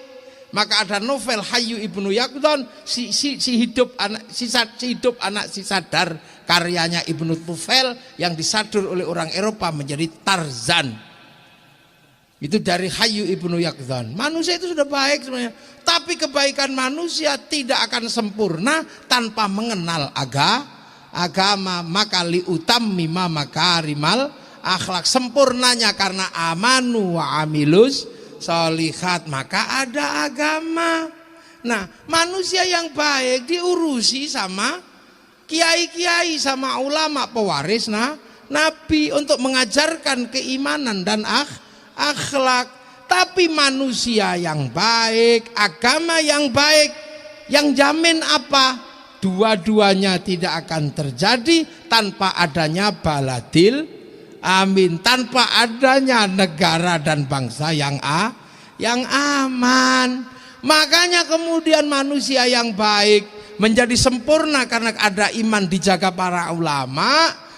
Bangsa dan negara mampu membangun konsep baladil amin karena dijaga oleh aparatur negara lah, Pak Polisi, TNI, Polri. Ini jihadnya berada dalam baladil amin, membentuk bangsa dan negara yang aman. Makanya yang ngaji duduk, aparatur pemerintah berdiri, banser membantu ikut berdiri. Maka penjenengan semua jihadnya adalah dalam baladil amin, membangun keamanan bangsa dan negara. Jadi jangan dikira, makanya kalau kiai lebaran sembahyang sama keluarganya, apakah polisi tidak menjerit dan tidak menangis ketika harus berdiri di pojok lapangan sambil begini? Menjerit dan pingin, tapi karena polisi punya jihad membentuk baladil amin, membangun keamanan bangsa dan negara, yang sholat tidak tenang takut sepedanya hilang, dijaga oleh polisi. Pahalanya ya menjaga orang sholat. Pak Camat ya berada di ruang Dan kalau camatnya sholat duha terus-terusan, ya suratnya nggak jadi-jadi. Nggak ada wilayahnya. Makanya itu loh. Nah, tanpa keamanan bangsa dan negara, tanpa baladil amin, manusia yang baik tidak terjaga, agama yang baik tidak terjaga. Suriah, manusianya baik, agamanya baik, tapi dua-duanya hilang karena tanpa keamanan bangsa dan negara. Nusantara apa? Agamanya baik, manusianya baik, bangsa dan negaranya terjaga karena konsep kerukunan yang dibangun oleh para wali, yang dibangun oleh para ulama, disambungkan dengan semboyan besar bersama bangsa ini dengan Bhinneka Tunggal Ika. Payungnya adalah Pancasila. Payung Rasulullah untuk masyarakat Madinah, piagam Madinah. Payung kaum muslimin Indonesia adalah Pancasila. Amma ba'du. Loh, ini baru muqaddimah saya. Loh, ini belum mulai ngaji. Ini baru amma ba'du, tadi tenang aja. Aman. Jam berapa emang ini? Lah inilah. Jadi makanya kita ini ya Allah, indah. Ro'iyah dibangun. Kemudian pertemuan antar ro'iyah disebut musyarakah, melahirkan konsep masyarakat. Kalau membicarakan nasibnya wasyawirhum fil amri, lahir konsep musyawarah. Lu kurang Islam apa? Kerakyatan yang dipimpin oleh hikmah, bahasa Al-Qur'an, ud'u ila sabili rabbika bil hikmah. Jadi Pancasila itu bahasa Al-Qur'an, bahasa Islam. Makanya kalau kemudian ada orang merasa ragu dengan Pancasila, ini kenapa? Karena dia tidak mengerti sejarah.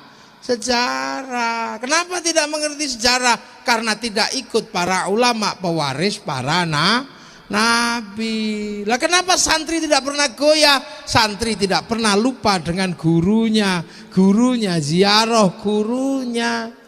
Akhirnya cinta tanah air terbangun. Orang Cirebon ziarah Demak, ziarah Surabaya, akhirnya cinta Demak, cinta Surabaya, suruh ngebom Surabaya, yang nggak berani mau ada makamnya Sunan Ampel. Maka orang yang suka ziarah, yang mampu merawat bangsa dengan konsep cinta tanah air, hubbul watan minal iman, maka jangan sangsikan Pak Kapolsek, jangan sangsikan, tidak akan pernah tumbuh teroris dari santri Indonesia. Nah, ada khutbahnya aja taklah, berdoanya aja bareng. Tapi yang tumbuh biasanya yang berdoa nggak mau lagi bareng-bareng, sendiri-sendiri. Tangannya nggak lagi 10, cuma 1. Wah, ya pasti dari situ. Makanya kebersamaannya harus dihilangkan. Makanya waspada dengan yang namanya gerakan bid'ah. Bid'ah ini bahaya. Kenapa? Memecah sesuatu yang sudah dipersatukan oleh para ulama. Sesuatu dikembalikan kepada asalnya. Di sini ini sudah zamannya bikin dodol. Semua orang tahu dodol itu dari gandum, ada gulanya, ada airnya, digodok. Nah, yang baru datang ini belum ngerti kalau itu dari beras. Dia bawa beras, dodol sudah matang disiram beras lah, akhirnya nggak bisa dimakan. Semua orang juga tahu ini berasal dari sumur, kopi ini airnya dari sumur. Tapi kan nggak mungkin saya datang disuguhi sumur. Makanya saya cuma lihat, oh ini pasti airnya dari sumur, disuguh pakai kopi. Ya sudah, saya yakin nggak usah nanya ini dari sumur nggak. Quran hadis apa enggak, udah pasti dari sumur. Makanya tapi orang kalau nggak setengah pekok ya cari kopi di dalam sumur sudah ketemu, Kang. Ya pasti dari Quran. Mana nggak ada dari Quran, semua dari Quran. Tiba-tiba di Qurannya mana? Dalilnya mana? Loh, ini pipi itu. Ini sudah dijalankan kok kamu masih tanya hutannya di mana? Ini sudah jadi rumah. Allah itu dulu cuma numbuhkan pohon, tapi manusia kalau mau bikin rumah beda dengan munyuk. Kalau munyuk langsung naik di pohonnya. Tapi kalau manusia bikin bid'ah, bikin gergaji, bikin tukang, sampai bikin rumah. Makanya kalau kamu tidak mau bid'ah dalam urusan kayu, jadi monyet aja. Loh iya, nasi goreng, nasi jamblang itu pasti dari beras. Beras pasti dari padi. Saya nggak perlu nanya padinya di mana, apa yang udah saya percaya. Wong itu nasi. Iya, dan manusia butuh bid'ah dalam urusan beras. Kalau Allah cuma numbuhkan padi, bid'ahnya manusia mau bikin beras, karena bikin nasi jamblang, bikin kupat, bikin macam-macam, butuh bid'ah penggilingan padi, butuh bid'ah bikin mangkok, butuh bid'ah bikin soblok, butuh bid'ah bikin kompor. Kalau kamu nggak mau bid'ah dalam urusan nasi, jadilah burung pipit. Langsung total dilek itu aja udah cukup. Lah makanya Islam ini turun terus, berbeda aktor, berbeda ini. Maka Rasulullah ini menjadi sumber.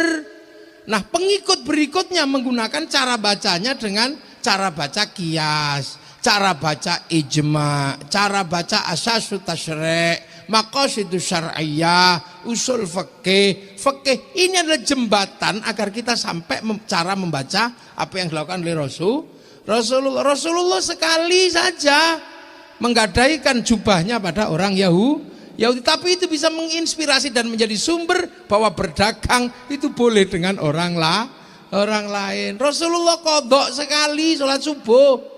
Sekali aja, tapi umatnya bisa membuat contoh, bisa kodok berkali-kali, kan itu sunnah. Itu makanya ada ijma, ada qiyas, ada apa? Ada usul fikih. Itu Rasulullah itu juga pernah sholat. Itu kayak kita kayak anak kecil itu lah. Sholat sarungnya ditaruh di leher itu. Itu pernah Rasulullah. Makanya ada sahabat itu pernah mau sholat, jubahnya dicentelke malahan, pecinya, terus kemudian sarungnya diikat di sini. Kenapa? Dulu Rasul pernah begini, katanya, aku mau nyontoh. Rasul menjalankan cuma sekali, tapi kita bisa berkali-kali kalau kita nanam bawang di sawah. Nah, itu juga susah. Loh, makanya kita butuh ijma, butuh qiyas. Akhirnya itulah namanya syariat yang berjalan terus mengikuti zaman-zaman yang berubah sampai nanti akhir zaman. Lah itu syariat. Lah kenapa sekarang umat Islam banyak sekali ribut?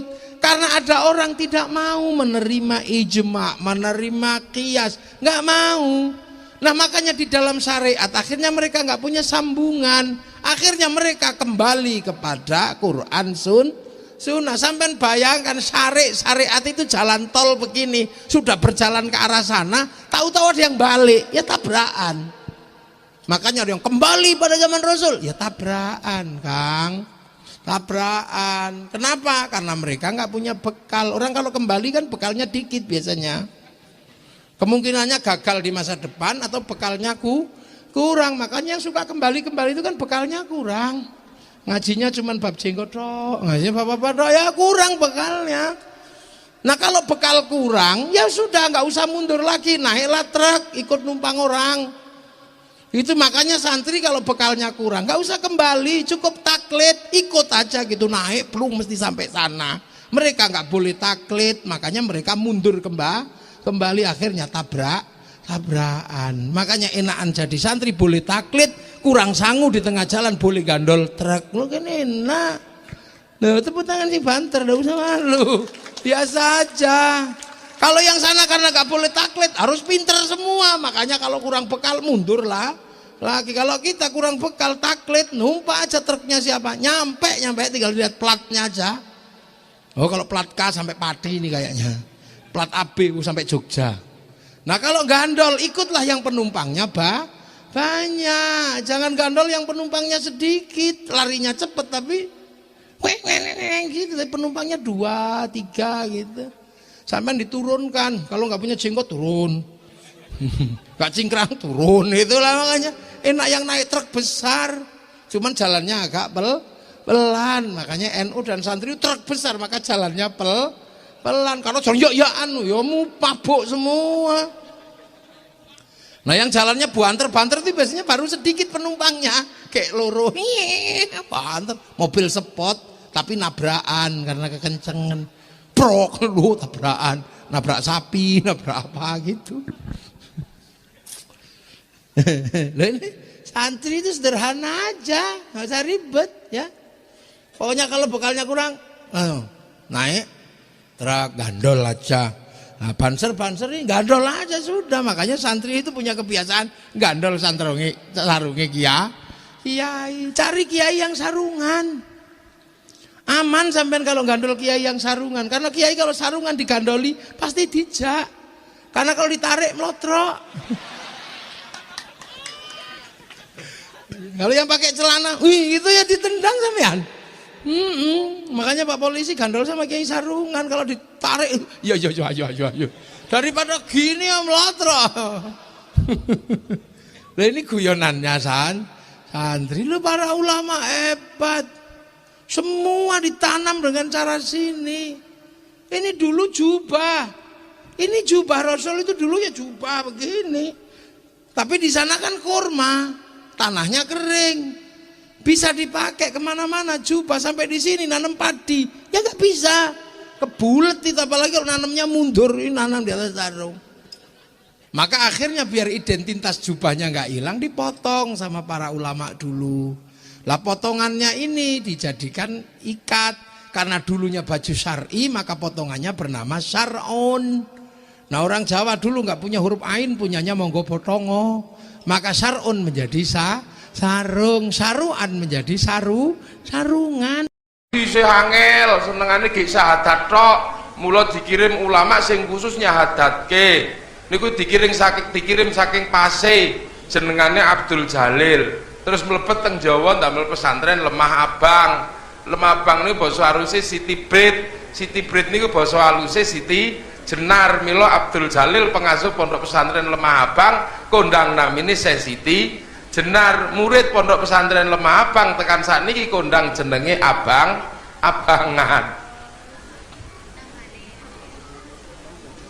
Ndak Abangan. Niku kondang jenenge Abangan. Nggih.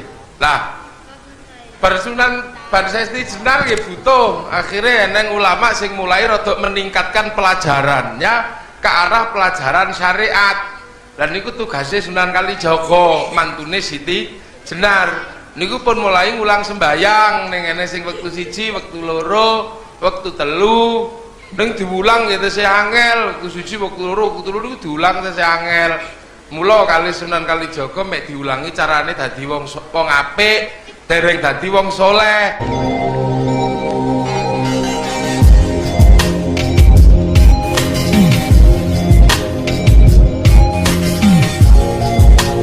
Dados rumiyin niku eneng perang teng Arab mriku, antarane Arab kali Romawi.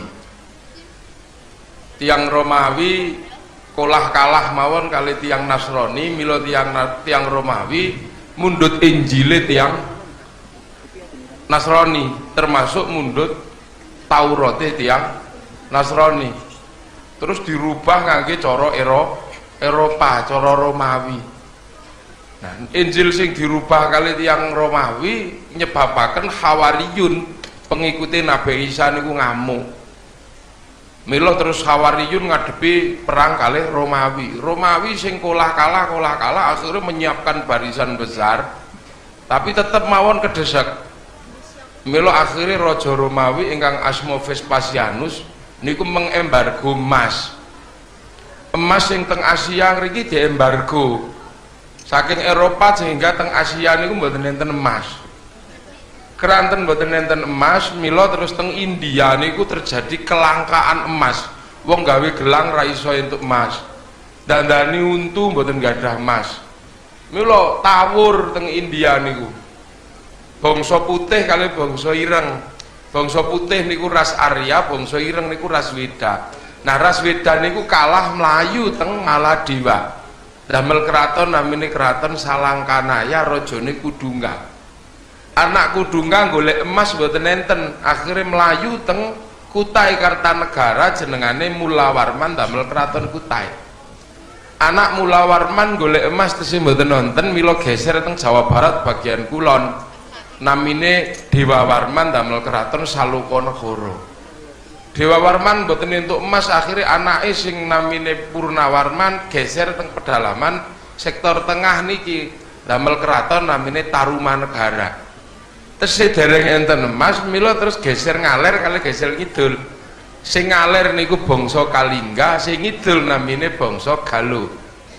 Sing Galuh niku nggih mboten entuk emas, mula anak Sinasan Naha geser teng pedalaman Jawa Tengah ketemu gunung isine emas. Saking kathah emas teng gunung niku mula njuk diarani Gunung Pangeran. Basa Sangskreta pangeran niku Dahyang, mula gunung sing isine emas tok diarani Gunung Dahyang atawen Gunung Pangeran. Akhirnya anak Senasana ingkang nami Sanjaya niku mbangun keraton ingkang gedhe sanget. Peradaban-peradaban besar dibangun teng Dieng mriki.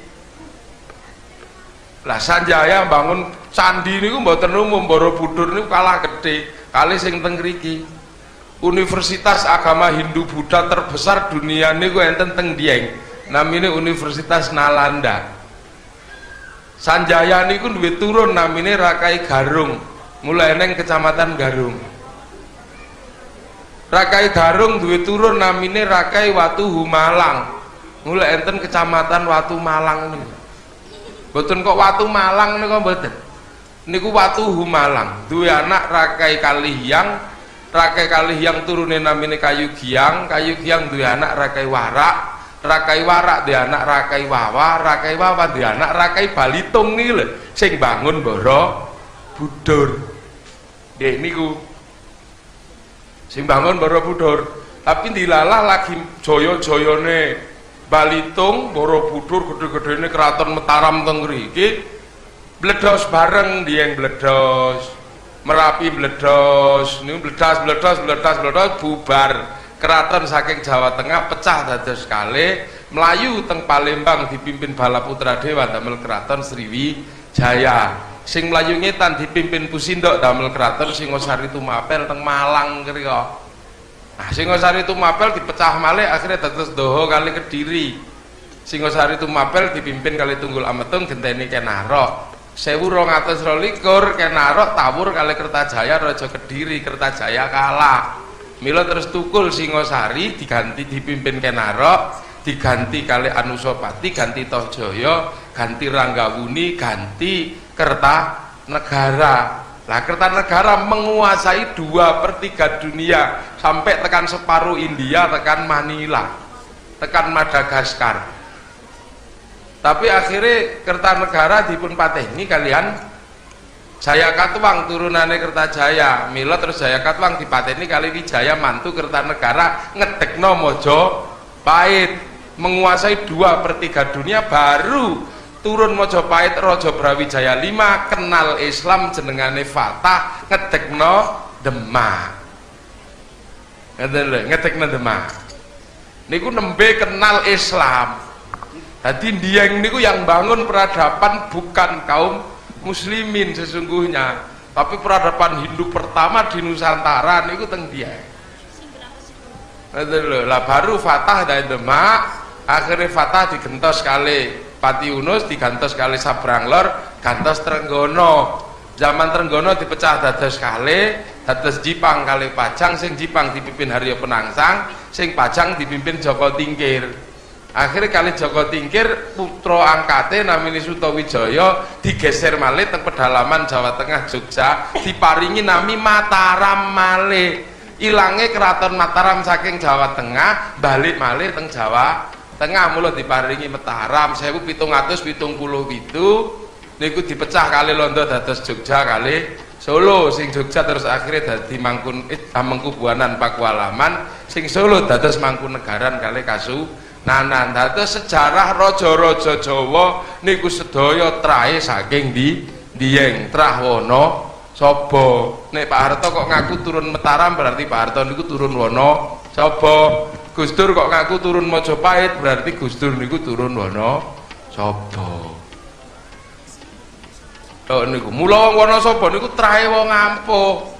Lho nek ngalim ya ngalime pol, nek ndablek ya ndableke ora umum ngono sapa niku.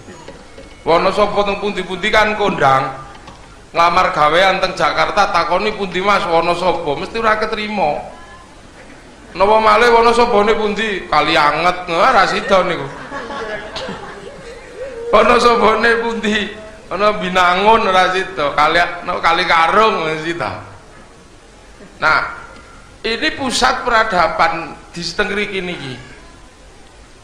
Lah begitu ditinggal para pemimpin agama Hindu, teng Wonosobo niki tukul aliran anyar jenengane aliran Bhairawa. Aliran Hindu niku nek wong sempurna niku wong sing iso muksa. Muksa niku menyang nang akhirat raga sak sukmane jenenge murca nika lho. Lah, tiyang Wonosobo begitu mboten enten kiyaine, mboten enten ajar-ajare, mboten enten ajaripun pindah Sumatera kali pindah Jawa Timur. Mila sering gagal nek muksa pas nglakoni upawasa, awake wis mimpes cilik-cilik ngoten niku, eling bojone macet, ajeng gedhe malih mboten saged, ilang mboten saged, mula dadi jenglot utawa Bathara Karang. Akhirnya tiyang Wonosobo punya pilihan lain, ya wis ora sah muksa, cukup ngerogo sukma. Mula digoleki ilmu ngerogo sukma wonten teng ilmu kali munggah durga, durga munggah ilmu siwa. Ning syarate untuk iso ngerogo sukma kudu nglakoni ibadah pancamakara. Pancamakara niku lanang wedok muter udo kabeh. Supaya sukmane gelem dijak metu, syahwat ngisore wudel kudu diwareki ngangge hubungan seks bebas. Mula teng Wonosobo terkenal dengan istilah senggama suci. Niku melakukan hubungan seks bebas pada malam bulan purnama. Terus supaya sukmane niku gelem metu, wetenge diwareki ngangge mangan panganan napa mawon sing teng ngriku. Lah supaya akale niki mboten ganggu pas dijak ngerogo sukma, diombeni arak. Ngedep arak mila. Lah supaya pas sukmane metu awake mboten obah, dipathoki ngangge mangan daging menungso. Mula tukul Sumanto barang niku. Akhirnya terus wong Wonosobo do ngalim nggon ngerogo sukma, nek pengin nyolong sukmane tok sing lunga, nggih jenengane ngepet. Nek mateni wong sukmane tok sing lunga jenenge santet, nek nyenengi wong wedok sukmane tok sing lunga jenenge pelet. Dadi ilmu santet, ilmu ngepet, ilmu pelet niku asli ilmune wong Wonosobo.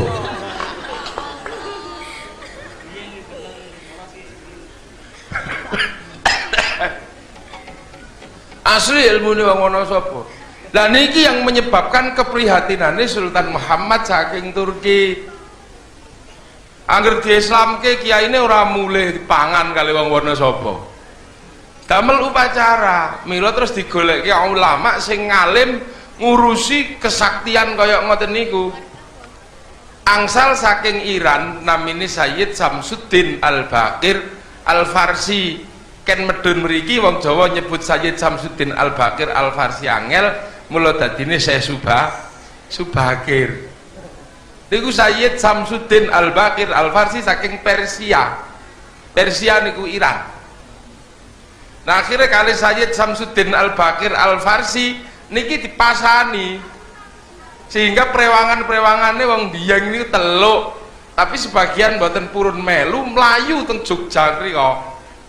Teng Jogja mlayu diuper malih, sebagian mlayu ngulon munggah Gunung Serandil Jambi Pitu Cilacap, mlayu ngulon Pelabuhan Ratu, mlayu ngulon Jampang Suradek Sukabumi, nembe mlayu ngulon teng ujung kulon teng kampung namine Banten. Napa kok diarani Banten? Sebab kampung penumbalan baru setelah penumbalan teng Dieng. Banten niku artine tumbal. Lah wong Wonosobo dugi sakniki tesih damel istilah Banten kangge istilah tumbal. Nggih mboten? Wong Wonosobo sebagian lak ngangge istilah tumbal tak Banten. Nah sing mlayu ngetan munggah Dlepeh Wonogiri, munggah Gunung Lawu, munggah Gunung Kawi Malang, mlebu Alas Purwo Banyuwangi. Dipimpin Minak Sembuyu teng mriko, putune Brewirabumi. Nah Minak Sembuyu kondang teng mriko. Akhirnya diuber kali muridnya Mbak Iska wong wis sepuh, namine Mbah diuper santrine Mbah Subakir namine Mbak Iska, akhirnya nyerah wong diuper Mbak Iska. Akhirnya putrine Dewi Sekar Dadu diparingke Mbak Iska, lahir Sunan Giri, makame Gresik niku lho. Nah terus tiang Bhairawa melayu teng Bali, mula diarani kampung Bali Banten, artinya podo tumbale. Terus tiang Bhairawa ilang tukul neng Kediri nyembah patung Totok Kerot, akhirnya diuper kali Sunan Bonang. Bareng diuper Sunan Bonang terus nyerah, bareng nyerah anak terus dikengken muter-muter tetep rapopo, neng ojo udo, arak ganti wedang biasa, ingkung wong halal tetep, tumpeng wong halal ikut tetep. Ingkung menungso diganti ngangge ingkung pitik, terus mantra ngrogosuk mau diganti kalimah tauhid la ilaha illallah. Mula kula panjenengan sedaya tesih ketinggalan ada tumpengan niku. Nah lagi kepikiran yo bareng ngono sapa sing arep niku lak ngurusi demit niku wau.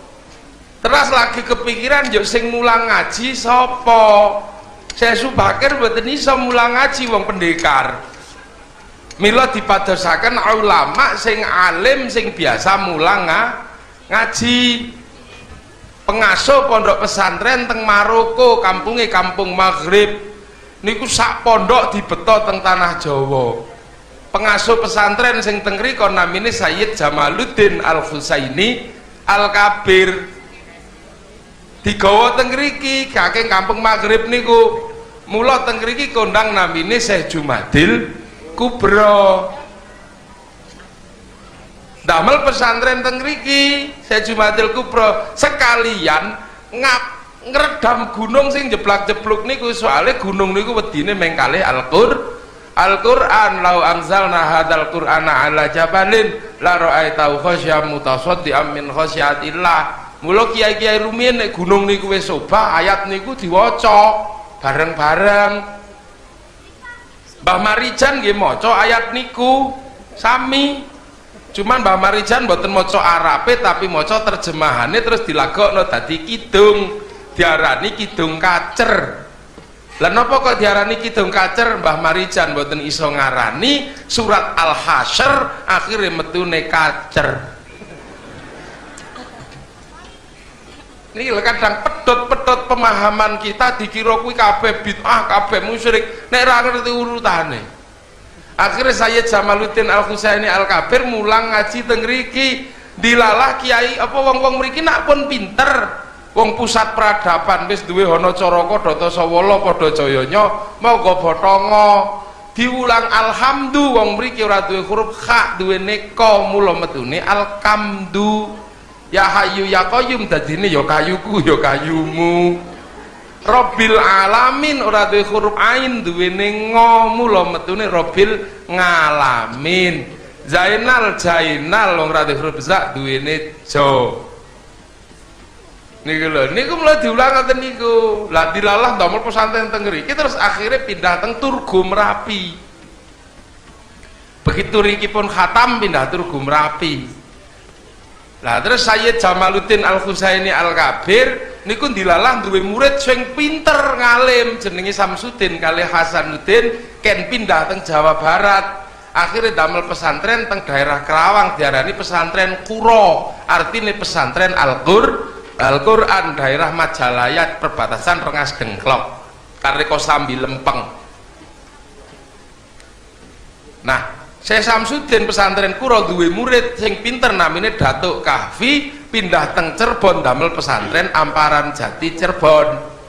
Nah Datuk Kahfi duwe murid Syarif Hidayatullah Sunan Gunung Jati sing duwe tugas ngislamke Jawa Barat. Mula Sunan Gunung Jati tugase ngislamke Rara Santang, Kian Santang, Walang Sungsang turun Pajajaran.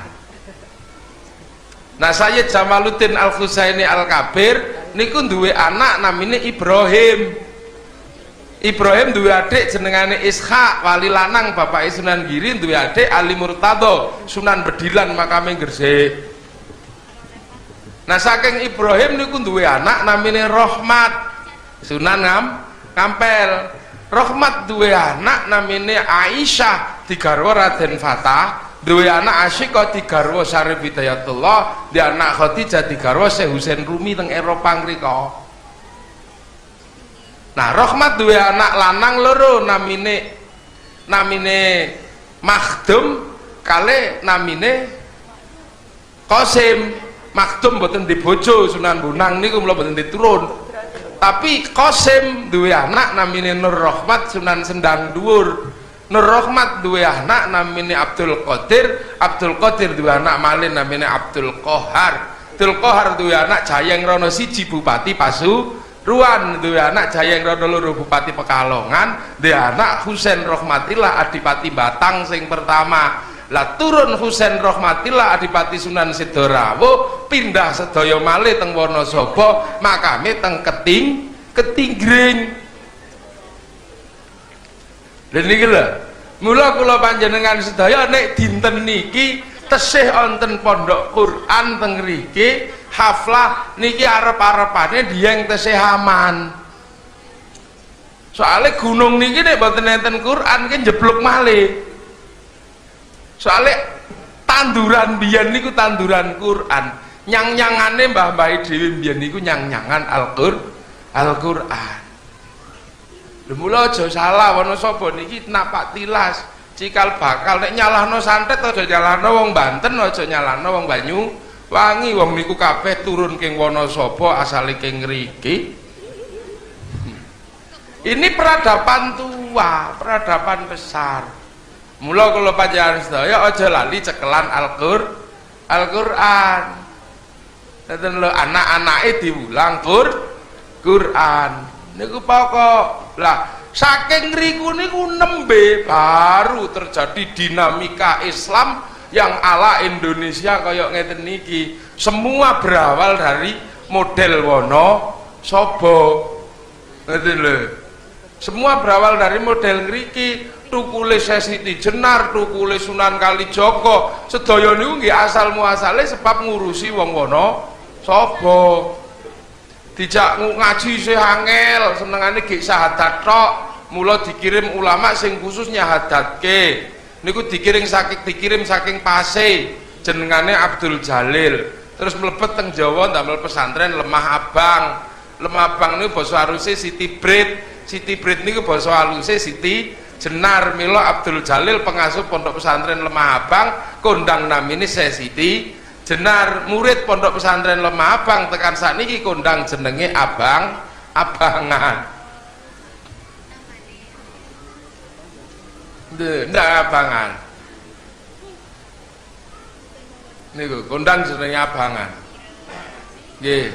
Lah Bar Siti Jenar nggih butuh. Akhirnya eneng ulama sing mulai rada meningkatkan pelajarannya ke arah pelajaran syariat. Dan niku tugasnya Sunan Kalijaga, mantune Siti Jenar. Niku pun mulai ngulang sembayang ning ngene sing wektu siji, wektu loro, wektu telu. Ning diulang ya tesih angel, wektu siji, wektu loro niku diulang tesih angel. Mula kali Sunan Kalijaga mek diulangi carane dadi wong apik, dereng dadi wong soleh. Sing penting apik dhisik, le nek kepengin dadi wong apik iki delok ya apa iki jempol. Nah iki jempol. Nah terus jempol iki ra obah le nek rene driji papat iki. Nah iki apa jentik ya urip iki aja utatik barang liyan, aja nyolongan. Ngono lho iki jentik iki utatik, aja utatik aja nyolongan. Asyariku wasyariqatu faqtu aidiyahuma lau anna Fatimatu binti syaraqat laqattu yadaha. Wong nek nyolong ketok tangane, kok Fatimah iki kok misale anakku iki nyolong, ak ketok tangane jare Kanjeng Nabi. Mula iki jentik aja utak-atik barang liyan iki cukup go nyogok silit pitik jarene ngaten Jawa ki. Lah iki apa jari manis dadi wong sing manis ning aja manis-manis rai. Lah iki apa penunggul dadi wong aja unggul-unggul aja sombong-sombong. Iki apa penuduh dadi wong nek iso nuduhke wong engko kowe dadi jempol. Nek ngoten niku nek mulang zaman biyen wong dereng enten pelajaran kitab nggih dereng enten. Nah neng wong kawin ben ora padu mung diken gelehi gedang kali tebu. Nek wis enten gedange enten tebune wis dikengken mlebu ngoten niku tok mawon. Aku kowe wis tak geget-geget tak gadang-gadang aku wis mantep ge nang mlebu ngoten niku tok. Lah wong dijak salat ora gelem, wong niku beda-beda eneng salat eneng apa ora gelem, tapi wong niku kabeh gelem dijak mangan. Mula kali Sunan Kalijaga niku tumpenge gede-gede, ditumpengi ngeten niki supaya napa? Supaya kabeh melok mangan, wong kabeh niku doyan mangan. Mula zaman biyen tumpeng gede-gede. Cuman Sunan Kalijaga kadang nyok nyindir kali wong-wong niku nyok dikritik, ning carane ngritik mboten pedes. Wong Sunan Kalijaga pinter. Nek bar mangan ken wijik, ning wijiane werna telu. Wijian siji kembang mawar, wijian loro kembang kenanga, wijian telu kembang kantil. Urip ki mawarna-warna kena ngono kena ngene ning atimu kudu kantil nang Gusti Allah. Ndak. Allah Sunan Kalijaga biyen ngene ulang. Itu semua berangkat saking wana sapa? Dan iki lho. Dari situ kemudian tukul ulama tekan kula panjenengan sedaya nggih lho niki lho akhirnya kan tenggen kula ana dadi Nahdlatul Ulama, ana dadi Muhammadiyah, ana dadi MTA, eneng dadi Salafi, eneng dadi nopo niku sebab mbah-mbahe dhewe mbiyen diwulang kali Wali Songo. Mula nek eneng wong kok terus ora ngakoni Wali Songo mesti konslet, mula sakniki kan kathah wong konslet teng pundi-pundi kathah wong konslet soalnya di sanate niki dilangi mesti konslet. Lah konslet teng pundi lah apa-apa ayo nyontoh sahabat ngoten niku, ayo nyontoh sahabat, ayo pokoknya balik nang sahabat. Kiai-kiai iki nyebabaken bid'ah, nyebabaken tahayul, nyebabaken khurafat. Wong nek kepengin selamat kudu balik cara uripe sahabat. Lha niku bener ning gendeng tadine. Gendeng kabeh dipadakno zaman Kanjeng Nabi, tapi ngingkari asal usul. Salah. Kanjeng Nabi niku dikengken mulang tanpa mengingkari asal usul.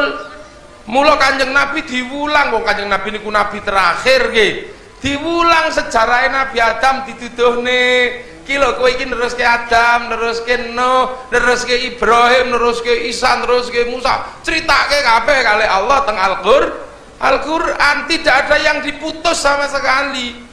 Bar diceritani Kanjeng Nabi ngerti karo pendahulune, terus Kanjeng Nabi dijak ziarah napak tilas teng sejarah para pendahulunya di Isra Mi'rajke kalih Gusti Allah. Ki lho Baitul Laham, ki lho Baitul Maqdis, ki lho Masjidil Aqsa, ditokke sedaya diziarahke nggih.